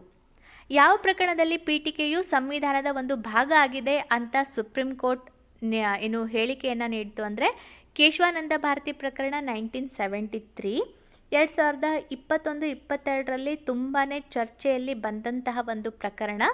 ಯಾಕಂದರೆ ಈ ಕೇಸ್ನ ಪ್ರಮುಖ ರೂವಾರಿಯಾದಂತಹ ಕೇಶವಾನಂದ್ ಅವರು ನಿಧನರಾಗಿದ್ದರು. ಸೊ ಅದಕ್ಕೆ ತುಂಬ ಚರ್ಚೆಯಲ್ಲಿತ್ತು. ಮತ್ತು ಐತಿಹಾಸಿಕವಾಗಿ ತುಂಬಾ ಮಹತ್ವ ಉಳ್ಳಂತಹ ಪ್ರಕರಣ ಕೇಶವಾನಂದ ಭಾರತಿ ಪ್ರಕರಣ. 3 ಹಂತದ ಆಡಳಿತ ಬದಲಿಗೆ ಸ್ಥಳೀಯ ಆಡಳಿತಕ್ಕೆ 2 ಹಂತಕ್ಕೆ ಶಿಫಾರಸು ಮಾಡಿದವರು ಯಾರು? ಅಶೋಕ್ ಮೆಹ್ತಾ ಸಮಿತಿ 1977. ಓಕೆ, ಆ್ಯಕ್ಚುಲಿ ಬಹಳಷ್ಟು ಶಿಫಾರಸುಗಳನ್ನು ಮಾಡ್ತು ಈ ಅಶೋಕ್ ಮೆಹ್ತಾ ಸಮಿತಿ. ಆದರೆ ಆ ಟೈಮಲ್ಲಿ ಸರ್ಕಾರ ಪತನಗೊಂಡಿರೋದ್ರಿಂದ ಅಥವಾ ಸರ್ಕಾರ ವಿಫಲ ಆಗಿರೋದ್ರಿಂದ ಈ ಎಲ್ಲ ಶಿಫಾರಸುಗಳನ್ನು ಅಳವಡಿಸಲಿಕ್ಕೆ ಸಾಧ್ಯ ಆಗಲಿಲ್ಲ. ಎಲ್ಲ ಹಂತಗಳಲ್ಲಿ ರಾಜಕೀಯ ಪಕ್ಷಗಳು ಭಾಗವಹಿಸಲು ಯಾರು ಶಿಫಾರಸು ಮಾಡಿದ್ರು? ಅಶೋಕ್ ಮೆಹ್ತಾ ಸಮಿತಿ 1977. ಸಂವಿಧಾನದ ಯಾವ ವಿಧಿಯ ಪ್ರಕಾರ ಹಣಕಾಸು ಆಯೋಗವನ್ನು ರಚಿಸಲಾಗಿದೆ? ಆರ್ಟಿಕಲ್ 280. ನೋಡಿ, ಮನಿ ಬಿಲ್ ಬೇರೆ, ಹಣಕಾಸು ಆಯೋಗ ಬೇರೆ. ಒಬ್ಬೊಬ್ಬರು ಕನ್ಫ್ಯೂಸ್ ಮಾಡ್ಕೋತಾರೆ. ಮನಿ ಬಿಲ್ಗೆ ಸಂಬಂಧಪಟ್ಟಂತೆ ಆರ್ಟಿಕಲ್ 110, ಹಣಕಾಸು ಆಯೋಗಕ್ಕೆ ಸಂಬಂಧಪಟ್ಟಂತೆ ಆರ್ಟಿಕಲ್ 280 ಬರುತ್ತೆ. ಹಣಕಾಸು ಆಯೋಗದ ಮುಖ್ಯ ಕಾರ್ಯವೇನು? ಇದರ ಮುಖ್ಯ ಕಾರ್ಯ ಕೇಂದ್ರ ಮತ್ತು ರಾಜ್ಯಗಳ ನಡುವಿನ ಆದಾಯದ ಹಂಚಿಕೆ ಇದರ ಒಂದು ಪ್ರಮುಖ ಕಾರ್ಯ. 368ನೇ ವಿಧಿಯ ಅಡಿಯಲ್ಲಿ ತಿದ್ದುಪಡಿ ಮಾಡಲಾಗದ ಭಾರತೀಯ ಸಂವಿಧಾನದ ಮೂಲಭೂತ ಲಕ್ಷಣಗಳು ಯಾವುದು?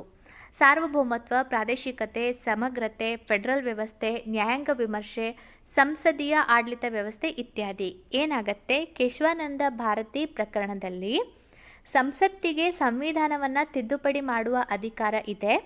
ಆದರೆ ಆರ್ಟಿಕಲ್ 368 ಅಥವಾ ಮೂಲ ಸಂರಚನೆಯ ಅಡಿಯಲ್ಲಿ ಬರುವಂತಹ ವಿಷಯಗಳನ್ನು ತಿದ್ದುಪಡಿ ಮಾಡುವ ಅಧಿಕಾರ ಸಂಸತ್ತಿಗೆ ಇಲ್ಲ ಅಂತ ಹೇಳುತ್ತೆ.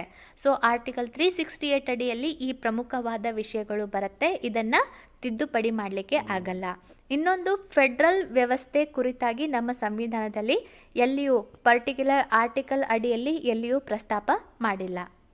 ಓಕೆ, ಸೊ ಕೇಂದ್ರ ಮತ್ತು ರಾಜ್ಯಗಳ ನಡುವಿನ ಅಧಿಕಾರ ಹಂಚಿಕೆಗೆ ಯಾವ ಶೆಡ್ಯೂಲ್ ವ್ಯವಹರಿಸುತ್ತೆ? 7th schedule. ಕೇಂದ್ರ ಪಟ್ಟಿಯಲ್ಲಿರುವ ವಿಷಯಗಳ ಸಂಖ್ಯೆ 100, ರಾಜ್ಯ ಪಟ್ಟಿಯಲ್ಲಿರುವ ವಿಷಯಗಳ ಸಂಖ್ಯೆ 66, ಸಮಕಾಲೀನ ಪಟ್ಟಿಯಲ್ಲಿ ಇರುವಂತಹ ವಿಷಯಗಳು 52. ಅಂತಾರಾಜ್ಯ ಮಂಡಳಿಯ ಅಧ್ಯಕ್ಷರು ಯಾರಾಗಿರ್ತಾರೆ? ಪ್ರಧಾನಮಂತ್ರಿಯವರು. ತ್ರಿಭಾಷಾ ಸೂತ್ರವನ್ನು ಯಾವ ಸಮಿತಿ ಶಿಫಾರಸು ಮಾಡಿತ್ತು? ಕೋಠಾರಿ ಸಮಿತಿ. ವಾರ್ಷಿಕ ಕೇಂದ್ರ ಬಜೆಟನ್ನು ಲೋಕಸಭೆಯು ಅಂಗೀಕರಿಸದಿದ್ದರೆ ಏನಾಗುತ್ತೆ? ಸರ್ಕಾರ ರಾಜೀನಾಮೆ ನೀಡಬೇಕಾಗತ್ತೆ. ಯಾಕಂದರೆ ಹಣಕಾಸಿನ ವಿಷಯಕ್ಕೆ ಸಂಬಂಧಪಟ್ಟಂತೆ ಮಸೂದೆಗಳನ್ನು ಎಲ್ಲಿ ಸ್ಟಾರ್ಟ್ ಮಾಡ್ತಾರೆ, ಎಲ್ಲಿ ಪ್ರಾರಂಭ ಮಾಡಲಾಗತ್ತೆ ಅಂದರೆ ಲೋಕಸಭೆಯಲ್ಲಿನೇ ಪ್ರಾರಂಭ ಮಾಡಲಾಗತ್ತೆ. ಲೋಕಸಭೆಯ ಒಂದು ತೀರ್ಮಾನ ಅಂತಿಮವಾಗಿರುತ್ತೆ. ರಾಜ್ಯಸಭೆ ಹಣಕಾಸಿನ ಮಸೂದೆಗೆ ಸಂಬಂಧಪಟ್ಟಂತೆ ಆಟಕ್ಕುಂಟು ಲೆಕ್ಕಕ್ಕಿಲ್ಲ. ಓಕೆ, ಸಂವಿಧಾನದ ಯಾವ ಭಾಗವು ಪೌರತ್ವದ ನಿಬಂಧನೆಯೊಂದಿಗೆ ವ್ಯವಹರಿಸುತ್ತೆ? ಭಾಗ 2. ಓಕೆ, ಸೊ ಭಾಗ 2ರಲ್ಲಿ ಪೌರತ್ವವನ್ನು ಪಡೆದುಕೊಳ್ಳುವ ಅಥವಾ ಪೌರತ್ವವನ್ನು ಕಳೆದುಕೊಳ್ಳುವ ವಿಷಯವಾಗಿ ನಾವು ನೋಡ್ಬೋದು. 1955ರಲ್ಲಿ ಪೌರತ್ವ ಕಾಯ್ದೆಯನ್ನು ಸ್ಥಾಪನೆ ಮಾಡಲಾಯಿತು. ಸೊ ಸುಮಾರು 6 ಬಾರಿ ತಿದ್ದುಪಡಿಯನ್ನು ಮಾಡಲಾಗಿದೆ. ಆಂಧ್ರ ಪ್ರದೇಶ್ ರಾಜ್ಯ ರಚನೆಯ ನಂತರ ಭಾಷಾವಾರು ರಾಜ್ಯಗಳ ಸಂಪೂರ್ಣ ಪ್ರಶ್ನೆಯನ್ನು ಮರುಪರಿಶೀಲಿಸಲು 1953ರಲ್ಲಿ ಭಾರತ ಸರ್ಕಾರವು ಯಾವ ಆಯೋಗವನ್ನು ರಚಿಸಿತು? ಫಜಲ್ ಅಲಿ ಆಯೋಗ, 1946 ಅಥವಾ ರಾಜ್ಯ ಮರುಸಂಘಟನೆ ಆಯೋಗ ಅಂತ ಹೇಳ್ಬೋದು. ಭಾರತ ಸರ್ಕಾರವು ರಚಿಸಿದ ಮೊದಲ ಭಾಷಾವಾರು ರಾಜ್ಯ ಯಾವುದು ಅಂದರೆ ಆಂಧ್ರ ಪ್ರದೇಶ್ 1953ರಲ್ಲಿ. ಸೊ ಪೊಟ್ಟಿ ಶ್ರೀರಾಮುಲು ಅವರು ಆಮರಣಾಂತ ಉಪವಾಸವನ್ನು ಕೈಗೊಂಡು ಫೈನಲ್ ಆಗಿ ಅವರ ಒಂದು ಇಚ್ಛೆಯ ಮೇರೆಗೆ ಭಾರತ ಸರ್ಕಾರ ಆಂಧ್ರ ಪ್ರದೇಶ್ ರಾಜ್ಯವನ್ನು ಭಾಷಾವಾರು ಆಧಾರದ ಮೇಲೆ ಅದನ್ನು ರಚನೆ ಮಾಡುತ್ತೆ. ಮೊದಲನೇ ನವೆಂಬರ್ 1956ರಂದು ರಾಜ್ಯ ಮರುಸಂಘಟನೆ ಆಯೋಗದಿಂದ ಎಷ್ಟು ರಾಜ್ಯಗಳು ಮತ್ತು ಕೇಂದ್ರಾಡಳಿತ ಪ್ರದೇಶಗಳನ್ನು ಅನುಮೋದಿಸಲಾಯಿತು ಮತ್ತು ಸ್ಥಾಪಿಸಲಾಯಿತು?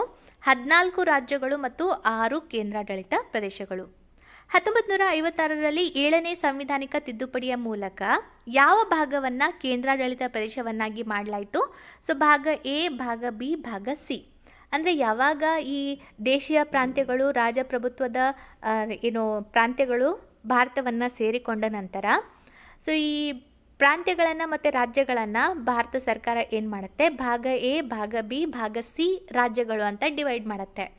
ಸೊ ಅದಾದ ಮೇಲೆ ಈ ಒಂದು ಬೇರೆ ಬೇರೆ ಆಯೋಗಗಳು ಬಂದ ನಂತರ ಫೈನಲ್ ಆಗಿ ಭಾಗ ಎ, ಭಾಗ ಬಿ ಮತ್ತು ಭಾಗ ಸಿ ಯಲ್ಲಿ ಇರುವಂತಹ ರಾಜ್ಯಗಳನ್ನು 1956ರಲ್ಲಿ 7ನೆಯ ಸಂವಿಧಾನಿಕ ತಿದ್ದುಪಡಿಯ ಮೂಲಕ ಕೇಂದ್ರಾಡಳಿತ ಪ್ರದೇಶವನ್ನಾಗಿ ಮಾಡಲಾಗತ್ತೆ.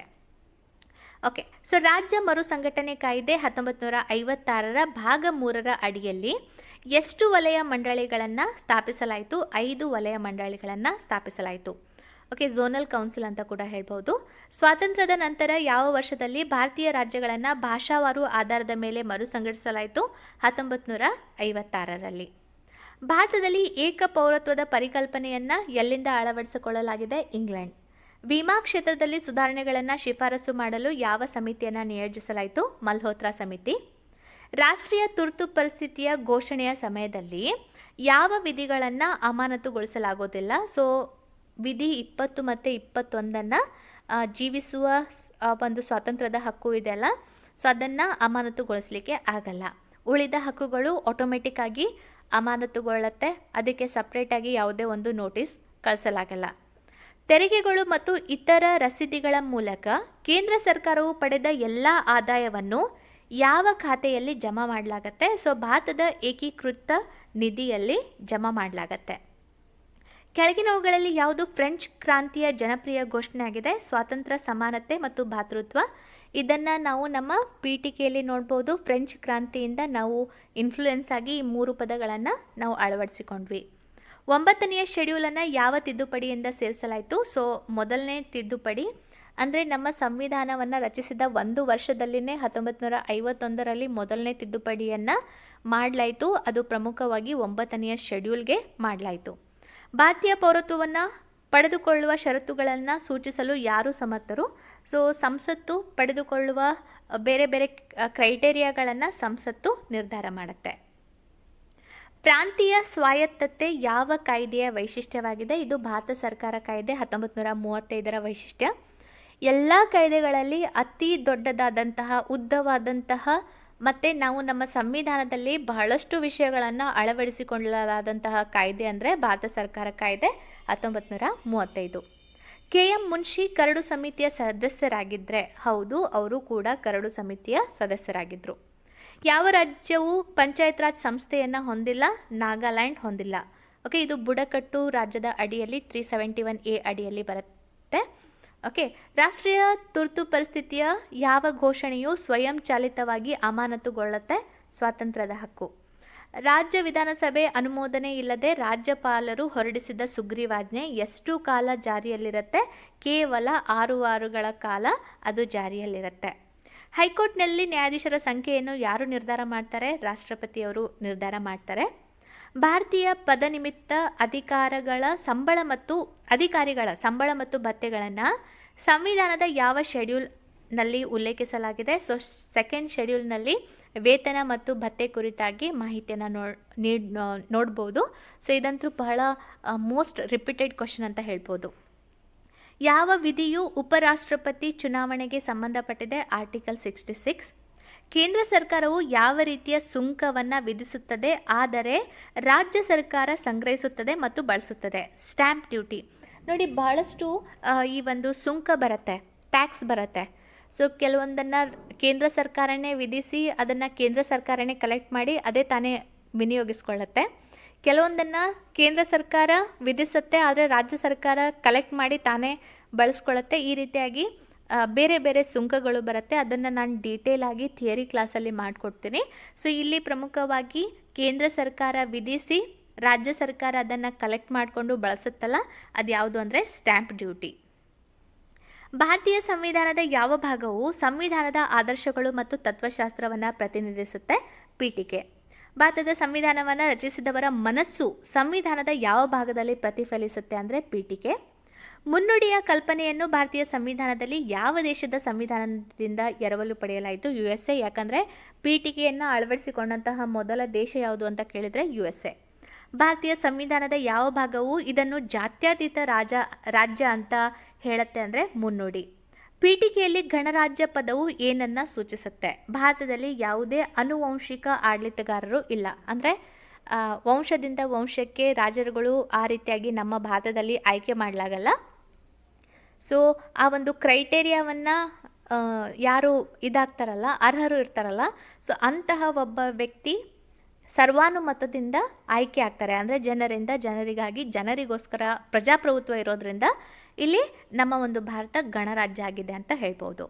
ಸಂವಿಧಾನದ ಪೀಠಿಕೆಯಲ್ಲಿ ಉಲ್ಲೇಖಿಸಲಾದ ಭಾರತದ ಜನರು ನಾವು ಎಂಬುದರ ಅರ್ಥವೇನು? ಅಂದರೆ ಸಾರ್ವಭೌಮ ಶಕ್ತಿ. ಸೊ ಎಲ್ಲನೂ ಜನರಿಂದನೇ ಆಗತ್ತೆ, ಜನರಿಗೋಸ್ಕರನೇ ಆಗತ್ತೆ ಅಂತ. ಭಾರತೀಯ ಪೀಠಿಕೆಯು ಯಾವ ಕ್ಷೇತ್ರಗಳ ನ್ಯಾಯದ ಬಗ್ಗೆ ಮಾತನಾಡುತ್ತೆ? ಸೊ ಇದು ಕೂಡ ವೆರಿ ಇಂಪಾರ್ಟೆಂಟ್. ಸೊ ನಮ್ಮ ಒಂದು ಪೀಠಿಕೆಯಲ್ಲಿ 3 ಪ್ರಮುಖವಾದ ನ್ಯಾಯಗಳ ಉಲ್ಲೇಖ ಇದೆ: ಸಾಮಾಜಿಕ, ಆರ್ಥಿಕ ಮತ್ತು ರಾಜಕೀಯ. ಸೊ MG ನರೇಗಾನಂತಹ ಕೇಂದ್ರ ಸರ್ಕಾರದ ಯೋಜನೆಗಳನ್ನು ಸಂವಿಧಾನದ ಯಾವ ಪರಿಚ್ಛೇದಕ್ಕೆ ಅನುಗುಣವಾಗಿ ರೂಪಿಸಲಾಗಿದೆ?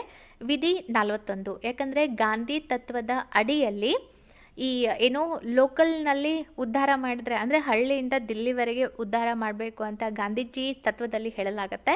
ಸೊ ಅದನ್ನು ನಮ್ಮ ಪ್ರಮುಖವಾಗಿ ಆರ್ಟಿಕಲ್ 41 ಅಡಿಯಲ್ಲಿ ನೋಡ್ಬೋದು. ಯಾರ ಆಳ್ವಿಕೆಯಲ್ಲಿ ಆಸ್ತಿ ಹಕ್ಕನ್ನು ಮೂಲಭೂತ ಹಕ್ಕುಗಳ ಪಟ್ಟಿಯಿಂದ ತೆಗೆದುಹಾಕಲಾಯಿತು? ಸೊ ಇಲ್ಲಿ 44ನೇ ಸಂವಿಧಾನ ತಿದ್ದುಪಡಿ ಕಾಯ್ದೆ 1978ನಲ್ಲಿ ಮೊರಾರ್ಜಿ ದೇಸಾಯಿ ಸರ್ಕಾರ ಇದ್ದಾಗ ಈ ಒಂದು ಆಸ್ತಿ ಹಕ್ಕನ್ನು ಮೂಲಭೂತ ಹಕ್ಕುಗಳ ಪಟ್ಟಿಯಿಂದ ತೆಗೆದುಹಾಕಲಾಯಿತು. ಯಾವ ಪ್ರಕರಣದಲ್ಲಿ ಸುಪ್ರೀಂ ಕೋರ್ಟ್ ರಾಜ್ಯ ನೀತಿ ನಿರ್ದೇಶನ ತತ್ವಗಳಿಗಿಂತ ಮೂಲಭೂತ ಹಕ್ಕುಗಳ ಪ್ರಾಮುಖ್ಯತೆಯನ್ನು ಸ್ಥಾಪಿಸಿತು? ಗೋಲಕ್ನಾಥ್ ಪ್ರಕರಣ. ನೋಡಿ, ರಾಜ್ಯ ನೀತಿ ನಿರ್ದೇಶನ ತತ್ವಗಳು ರಾಜ್ಯಗಳು ಹೀಗೆ ಅಧಿಕಾರವನ್ನು ನಡೆಸಬೇಕು ಅಂತ ಮಾರ್ಗಸೂಚಿಯಾಗಿದೆ ಹೊರತು ಅದನ್ನು ಅಳವಡಿಸಲೇಬೇಕು ಅಂತ ಎಲ್ಲಿಯೂ ಕೂಡ ರೂಲ್ಸ್ ಇಲ್ಲ. ಆದರೆ ಮೂಲಭೂತ ಹಕ್ಕುಗಳನ್ನು ನಾವು ಅಳವಡಿಸಲೇಬೇಕಾಗತ್ತೆ ಮತ್ತು ಅವುಗಳ ಉಲ್ಲಂಘನೆ ಆದಲ್ಲಿ ಸುಪ್ರೀಂ ಕೋರ್ಟ್ ಮತ್ತು ಹೈಕೋರ್ಟಲ್ಲಿ ನಾವು ಮೊರೆ ಹೋಗಬಹುದು. ಸೊ ಅದಕ್ಕೆ ರಾಜ್ಯ ನೀತಿ ನಿರ್ದೇಶನ ತತ್ವಗಳಿಗಿಂತ ಮೂಲಭೂತ ಹಕ್ಕುಗಳು ತುಂಬಾ ಹೆಚ್ಚು ಅಧಿಕಾರವನ್ನು, ಶಕ್ತಿಯನ್ನು ಹೊಂದಿದೆ ಅಂತ ಹೇಳ್ಬೋದು. ಸಂವಿಧಾನದ ಯಾವ ಪರಿಚ್ಛೇದವು ಮೂಲಭೂತ ಕರ್ತವ್ಯಗಳೊಂದಿಗೆ ವ್ಯವಹರಿಸುತ್ತೆ? Article 51A. ಸಾರ್ವಜನಿಕ ಕಚೇರಿಗೆ ವ್ಯಕ್ತಿಯ ಹಕ್ಕುಗಳ ಕಾನೂನುಬದ್ಧತೆಯನ್ನು ವಿಚಾರಣೆ ಮಾಡಲು ನ್ಯಾಯಾಲಯವು ಯಾವ ರೀತಿಯ ರಿಟ್ಟನ್ನು ಹೊರಡಿಸುತ್ತೆ? ಕೋವಾರಂಟು. 5 ರೀತಿಯಾದಂಥ ರಿಟ್ಗಳಿದೆ. ಸುಪ್ರೀಂ ಕೋರ್ಟ್ ಮತ್ತು ಹೈಕೋರ್ಟ್ ಅದನ್ನು ವಿಧಿಸ್ಬೋದು. ಭಾರತೀಯ ಸಂವಿಧಾನದ ಯಾವ ಪರಿಚ್ಛೇದವು ಗ್ರಾಮ ಪಂಚಾಯತ್ಗಳನ್ನು ರಚಿಸುವಂತೆ ರಾಜ್ಯ ಸರ್ಕಾರಗಳಿಗೆ ನಿರ್ದೇಶನ ನೀಡುತ್ತೆ? ಆರ್ಟಿಕಲ್ 40. ಅಂದರೆ ಇಡೀ ಒಂದು ಸಂವಿಧಾನದಲ್ಲಿ ಪಂಚಾಯತ್ಗಳಿಗೆ ಸಂಬಂಧಪಟ್ಟಂತೆ ಇರುವಂತಹ, ಅಂದರೆ ಅದರ ರಚನೆಗೆ ರಚನೆಗೆ ಸಂಬಂಧಪಟ್ಟಂತೆ ಈ 73ನೇ ಸಂವಿಧಾನ ತಿದ್ದುಪಡಿ ಕಾಯ್ದೆ ಬರೋದಕ್ಕಿಂತ ಮುಂಚೆ ಇದ್ದದ್ದು ಒಂದೇ ಒಂದು ಆರ್ಟಿಕಲ್ ಗಾಂಧಿ ತತ್ವದ ಅಡಿಯಲ್ಲಿ ಆರ್ಟಿಕಲ್ 40. ಅದು ಡೈರೆಕ್ಟಿವ್ ಪ್ರಿನ್ಸಿಪಲ್ ಆಫ್ ಸ್ಟೇಟ್ ಪಾಲಿಸಿಯಲ್ಲಿ ಬರುತ್ತೆ. ಸಂವಿಧಾನವನ್ನು ತಿದ್ದುಪಡಿ ಮಾಡಲು ಯಾವ ವಿಧಿಯು ಭಾರತದ ಸಂವಿಧಾನಕ್ಕೆ ಅಧಿಕಾರ ನೀಡುತ್ತೆ? ಆರ್ಟಿಕಲ್ 368. ಪಂಚಶೀಲ ತತ್ವಗಳ ಪ್ರತಿಪಾದಕರು ಯಾರು? ಪಂಡಿತ್ ಜವಾಹರ್ಲಾಲ್ ನೆಹರು. ಪಂಚಶೀಲಕ್ಕೆ ಸಹಿ ಹಾಕಿದ್ದು ಯಾವಾಗ ಅಂದರೆ 1954ನಲ್ಲಿ. ಸಂವಿಧಾನದ ಯಾವ ಪರಿಚ್ಛೇದದ ಅಡಿಯಲ್ಲಿ ಯಾವುದೇ ವ್ಯಕ್ತಿಯು ಮೂಲಭೂತ ಹಕ್ಕುಗಳ ಉಲ್ಲಂಘನೆಯ ವಿಷಯವನ್ನು ನೇರವಾಗಿ ಉಚ್ಚ ನ್ಯಾಯಾಲಯದಲ್ಲಿ ಪ್ರಸ್ತಾಪಿಸಬಹುದು? ಆರ್ಟಿಕಲ್ 226. ಸೊ ಸುಪ್ರೀಂ ಕೋರ್ಟ್ಗೆ ಸಂಬಂಧಪಟ್ಟಂತೆ ಆರ್ಟಿಕಲ್ 32 ಬರುತ್ತೆ. ಹೈಕೋರ್ಟ್ಗೆ ಸಂಬಂಧಪಟ್ಟಂತೆ ಆರ್ಟಿಕಲ್ 226 ಬರುತ್ತೆ. ಮೊದಲ ಹಣಕಾಸು ಆಯೋಗವನ್ನು ಯಾವಾಗ ರಚಿಸಲಾಯಿತು? 1951ರಲ್ಲಿ. ಸ್ವತಂತ್ರ ಭಾರತದ ಮೊದಲ ಲೋಕಸಭೆಯ ಸ್ಪೀಕರ್ ಯಾರಾಗಿದ್ದರು? ಜಿ.ವಿ. ಮಾವಲಂಕರ್. ಕೇಂದ್ರ ಸಚಿವ ಸಂಪುಟದ ವಿರುದ್ಧ ಅವಿಶ್ವಾಸ ನಿರ್ಣಯವನ್ನು ಎಲ್ಲಿ ಮಂಡಿಸಲಾಗುತ್ತೆ? ಲೋಕಸಭೆಯಲ್ಲಿ ಮಾತ್ರ, ಯಾಕಂದರೆ ರಾಜ್ಯಸಭೆ ಪರ್ಮನೆಂಟ್ ಸಭೆ. ರಾಷ್ಟ್ರೀಯ ಅಭಿವೃದ್ಧಿ ಮಂಡಳಿಗೆ ಯಾರು ಸೇರ್ತಾರೆ? ಸೊ ಇದರಲ್ಲಿ ಪ್ರಮುಖವಾಗಿ ಎಲ್ಲ ರಾಜ್ಯಗಳ ಮುಖ್ಯಮಂತ್ರಿಗಳು ಇರ್ತಾರೆ. ಹೈಕೋರ್ಟ್ನ ನ್ಯಾಯಾಧೀಶರಾಗಲು ಕನಿಷ್ಠ ಎಷ್ಟು ವರ್ಷಗಳ ಕಾಲ ಹೈಕೋರ್ಟ್ನ ವಕೀಲರಾಗಿ ಅನುಭವವನ್ನು ಹೊಂದಿರಬೇಕು? ಕನಿಷ್ಠ 10 ವರ್ಷಗಳ ಕಾಲ ಅನುಭವ ಹೊಂದಿರಬೇಕು. ಭಾರತೀಯ ಸಂವಿಧಾನದ ಪೀಠಿಕೆಯಲ್ಲಿ ಉಲ್ಲೇಖಿಸಲಾದ ರಾಷ್ಟ್ರದ ಏಕತೆ ಮತ್ತು ಸಮಗ್ರತೆಯ ಆಧಾರ ಯಾವುದು? ಭ್ರಾತೃತ್ವದ ಭಾವನೆ. ಓಕೆ, ಸೊ ಭ್ರಾತೃತ್ವದ ಭಾವನೆ ವೆರಿ ಇಂಪಾರ್ಟೆಂಟ್. ಇದನ್ನು ಕೂಡ ಬ್ರದರ್ಹುಡ್ ಅಂತ ಕೂಡ ಹೇಳ್ಬೋದು, ಭಾಳ ಸಲ ಕೇಳಿದ್ದಾರೆ. ಭಾರತೀಯ ಸಂವಿಧಾನದ ಪೀಠಿಕೆಯಲ್ಲಿ ಭ್ರಾತೃತ್ವ ಎಂಬ ಪದದ ಅರ್ಥ ಬ್ರದರ್ಹುಡ್ ಅಂತ ಹೇಳ್ಬೋದು. ಸಂವಿಧಾನದಲ್ಲಿ ಆರ್ಥಿಕ ನ್ಯಾಯದ ಉದ್ದೇಶದ ಪರಿಕಲ್ಪನೆಯನ್ನು ಎಲ್ಲಿ ಒದಗಿಸಲಾಗಿದೆ?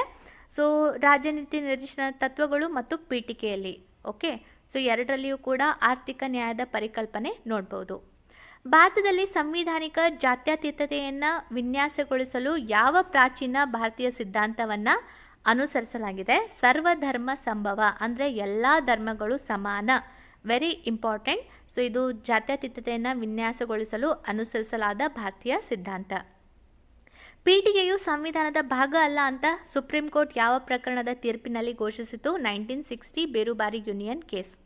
ಯಾವ ಪ್ರಕರಣ ತೀರ್ಪಿನಲ್ಲಿ ಪೀಠಿಕೆಯು ಸಂವಿಧಾನದ ಮೂಲ ರಚನೆಯನ್ನು ರೂಪಿಸುತ್ತೆ ಅಂತ ಸುಪ್ರೀಂ ಕೋರ್ಟ್ ಹೇಳಿದ್ದು? ಕೇಶವಾನಂದ ಭಾರತಿ, 1973. ಅದೇ ರೀತಿಯಾಗಿ ಸಂವಿಧಾನದ 368ನೇ ವಿಧಿಯ ಅಡಿಯಲ್ಲಿ ಸಂಸತ್ತಿನ ಮುನ್ನುಡಿಯಲ್ಲಿ ತಿದ್ದುಪಡಿಯನ್ನು ಮಾಡಬಹುದು ಎಂಬ ಯಾವ ಒಂದು ಪ್ರಕರಣದ ಸಂದರ್ಭದಲ್ಲಿ ಹೇಳಲಾಯಿತು ಅಂದರೆ ಕೇಶವಾನಂದ ಭಾರತಿ ಪ್ರಕರಣ, 1973. ಅದರ ಅನ್ವಯ ಮೊದಲ ಬಾರಿಗೆ ಪೀಠಿಕೆಗೆ ತಿದ್ದುಪಡಿಯನ್ನು ಮಾಡಲಾಯಿತು. ಓಕೆ, ಸೊ ಯಾವ ಅವಧಿಯೊಳಗೆ ರಾಜ್ಯಸಭೆಯು ಹಣದ ಮಸೂದೆಯನ್ನು ಲೋಕಸಭೆಗೆ ಹಿಂದಿರುಗಿಸಬೇಕು? 14 ದಿನ.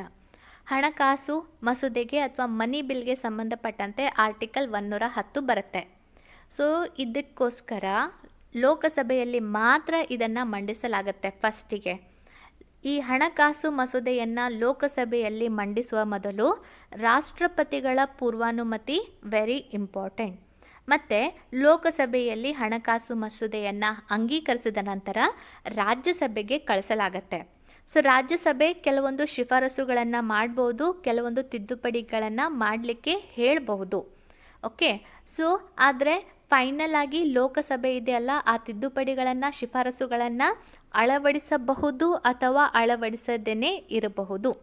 ಮತ್ತು ರಾಜ್ಯಸಭೆ ಏನೂ ಒಂದು ಆ್ಯಕ್ಷನ್ ತೆಗೆದುಕೊಳ್ಳದೇನೆ 14 ದಿನಗಳವರೆಗೆ ತನ್ನ ಹತ್ರನೇ ಹಣಕಾಸು ಮಸೂದೆಯನ್ನು ಇಟ್ಕೊಂಡ್ರೆ ಲೋಕಸಭೆ ಏನು ಮಾಡುತ್ತೆ? ರಾಜ್ಯಸಭೆಯಿಂದ ಅಂಗೀಕಾರ ಆಗಿದೆ ಅಂತ ಘೋಷಣೆ ಮಾಡಿಬಿಡುತ್ತೆ. ಸೊ ಹಣಕಾಸು ಮಸೂದೆಗೆ ಸಂಬಂಧಪಟ್ಟಂತೆ ಅಲ್ಟಿಮೇಟ್ ಅಧಿಕಾರ ಇರೋದು ಲೋಕಸಭೆಗೆ ಮಾತ್ರ, ರಾಜ್ಯಸಭೆಗೆ ಇಲ್ಲ. ರಾಜ್ಯಸಭೆ ಇದ್ರೂ ಕೂಡ ಇಲ್ದಂಗೆ ಇದೆ. ಓಕೆ, UPSC ಅಧ್ಯಕ್ಷರ ಅಧಿಕಾರಾವಧಿ ಏನು ಅಂತ ಹೇಳಬೇಕಂದ್ರೆ 6 ವರ್ಷ ಅಥವಾ 65 ವರ್ಷ ತಲುಪುವವರೆಗೆ. ಕೇಂದ್ರೀಯ ಮಂತ್ರಿಗಳ ಮಂಡಳಿಯು ಯಾರಿಗೆ ಹೊಣೆಗಾರರಾಗಿರುತ್ತೆ? ಲೋಕಸಭೆ. ಸಂವಿಧಾನ ಮೂಲ ರಚನೆಯನ್ನು ಮಾರ್ಪಡಿಸಲಾಗುವುದಿಲ್ಲ ಎಂಬುದು ಯಾವ ಸಂದರ್ಭದಲ್ಲಿ ಸುಪ್ರೀಂ ಕೋರ್ಟ್ ಪ್ರಮುಖ ಹೇಳಿಕೆಯಾಗಿದೆ? ಕೇಶವಾನಂದ ಭಾರತಿ ಪ್ರಕರಣ. ಸೊ ಮೂಲ ಸಂರಚನೆ ಆರ್ಟಿಕಲ್ 368 ಅಡಿಯಲ್ಲಿ ಬರುತ್ತೆ. ಸಂವಿಧಾನ ತಿದ್ದುಪಡಿ ಮಸೂದೆಯನ್ನು ಮೊದಲು ಎಲ್ಲಿ ಮಂಡಿಸ್ಬೋದು? ಸೊ ಎಲ್ಲಿ ಬೇಕಾದರೂ ಮಂಡಿಸ್ಬೋದು, ಲೋಕಸಭೆಯಲ್ಲಾದರೂ ಮಂಡಿಸ್ಬೋದು ಅಥವಾ ರಾಜ್ಯಸಭೆಯಲ್ಲಾದರೂ ಮಂಡಿಸ್ಬೋದು. ಭಾರತದಲ್ಲಿ ರಾಜಕೀಯ ಪಕ್ಷಗಳನ್ನು ಯಾರು ಗುರುತಿಸ್ತಾರೆ? ಸೊ ಭಾರತದ ಚುನಾವಣಾ ಆಯೋಗ. ಇವಾಗ ಇತ್ತೀಚೆಗಷ್ಟೇ ಇದು ಆಮ್ ಆದ್ಮಿ ಪಾರ್ಟಿ ಕೂಡ ರಾಜಕೀಯ ಪಕ್ಷಗಳ ಪಟ್ಟಿಯಲ್ಲಿ ಸೇರ್ಪಡೆಗೊಂಡಿದೆ. ಸಂವಿಧಾನದ ಯಾವ ವಿಧಿಯ ಅಡಿಯಲ್ಲಿ ಸುಪ್ರೀಂ ಕೋರ್ಟ್ನ ನ್ಯಾಯಾಧೀಶರನ್ನು ದೋಷಾರೋಪಣೆ ಮಾಡಬಹುದು? ಆರ್ಟಿಕಲ್ 124. ಭಾರತದ ರಾಷ್ಟ್ರಪತಿಗಳ ದೋಷಾರೋಪಣೆಯ ಪ್ರಸ್ತಾಪವನ್ನು ಯಾರು ಪ್ರಾರಂಭಿಸಬಹುದು? ಸಂಸತ್ತಿನ ಯಾವುದಾದರೂ ಸದನ, ಲೋಕಸಭೆ ಆದರೂ ಪ್ರಸ್ತಾಪನೆ ಮಾಡ್ಬೋದು ಅಥವಾ ರಾಜ್ಯಸಭೆ ಆದರೂ ಪ್ರಸ್ತಾಪನೆ ಮಾಡ್ಬೋದು. ಯಾವ ಪ್ರಕರಣದಲ್ಲಿ ಪೀಠಿಕೆಯು ಸಂವಿಧಾನದ ಭಾಗವಾಗಿದೆ ಅಂತ ಕೋರ್ಟ್ ಹೇಳುತ್ತೆ? So SR Bommai versus Union of India. ಭಾರತೀಯ ಸಂವಿಧಾನದ ಪೀಠಿಕೆಯು ಯಾವುದರ ಕುರಿತಾಗಿ ಯಾವುದೇ ಉಲ್ಲೇಖವನ್ನು ನೀಡಲ್ಲ? ಅಡಲ್ಟ್ ಫ್ರಾಂಚೈಸ್, ಅದರ ಕುರಿತಾಗಿ ಎಲ್ಲಿಯೂ ಕೂಡ ಮಾಹಿತಿಯನ್ನು ಕೊಡಲ್ಲ. ಸಮಾಜದಲ್ಲಿ ಸಮಾನತೆಯ ಒಂದು ಪರಿಣಾಮ ಏನಂದರೆ ಸವಲತ್ತುಗಳ ಅನುಪಸ್ಥಿತಿ. ಭಾರತೀಯ ಒಕ್ಕೂಟವನ್ನು ಸಹಕಾರ ಫೆಡರಲಿಸಮ್ ಎಂದು ಕರೆದವರು ಯಾರು ಅಂದರೆ ಜಿ ಆಸ್ಟಿನ್. ಪೀಠಿಕೆಯನ್ನು ಭಾರತೀಯ ಸಂವಿಧಾನದ ರಾಜಕೀಯ ಜಾತಕ ಅಂತ ಕರೆದವರು KM ಮುನ್ಷಿ. 1773 ರೆಗ್ಯುಲೇಟಿಂಗ್ ಆ್ಯಕ್ಟ್ ಅಡಿಯಲ್ಲಿ ಯಾವ ಎರಡು ಪ್ರಾಂತ್ಯಗಳ ಗವರ್ನರ್ಗಳನ್ನು ಬಂಗಾಳದ ಗವರ್ನರ್ ಜನರಲ್ ಅಧೀನಗೊಳಿಸಲಾಯಿತು? ಬಾಂಬೆ ಮತ್ತು ಮದ್ರಾಸ್. ಮೊದಲು ಬಂಗಾಳ, ಬಾಂಬೆ, ಮದ್ರಾಸ್ ಸ್ವತಂತ್ರವಾಗಿ ಆಳ್ವಿಕೆಯನ್ನು ನಡೆಸ್ತಾ ಇತ್ತು. ಆದರೆ ರೆಗ್ಯುಲೇಟಿಂಗ್ ಆ್ಯಕ್ಟ್ ಬಂದ ನಂತರ ಬಂಗಾಳದ ಗವರ್ನರನ್ನು ಬಂಗಾಳದ ಗವರ್ನರ್ ಜನರಲ್ ಅನ್ನಾಗಿ ಮಾಡಲಾಯಿತು.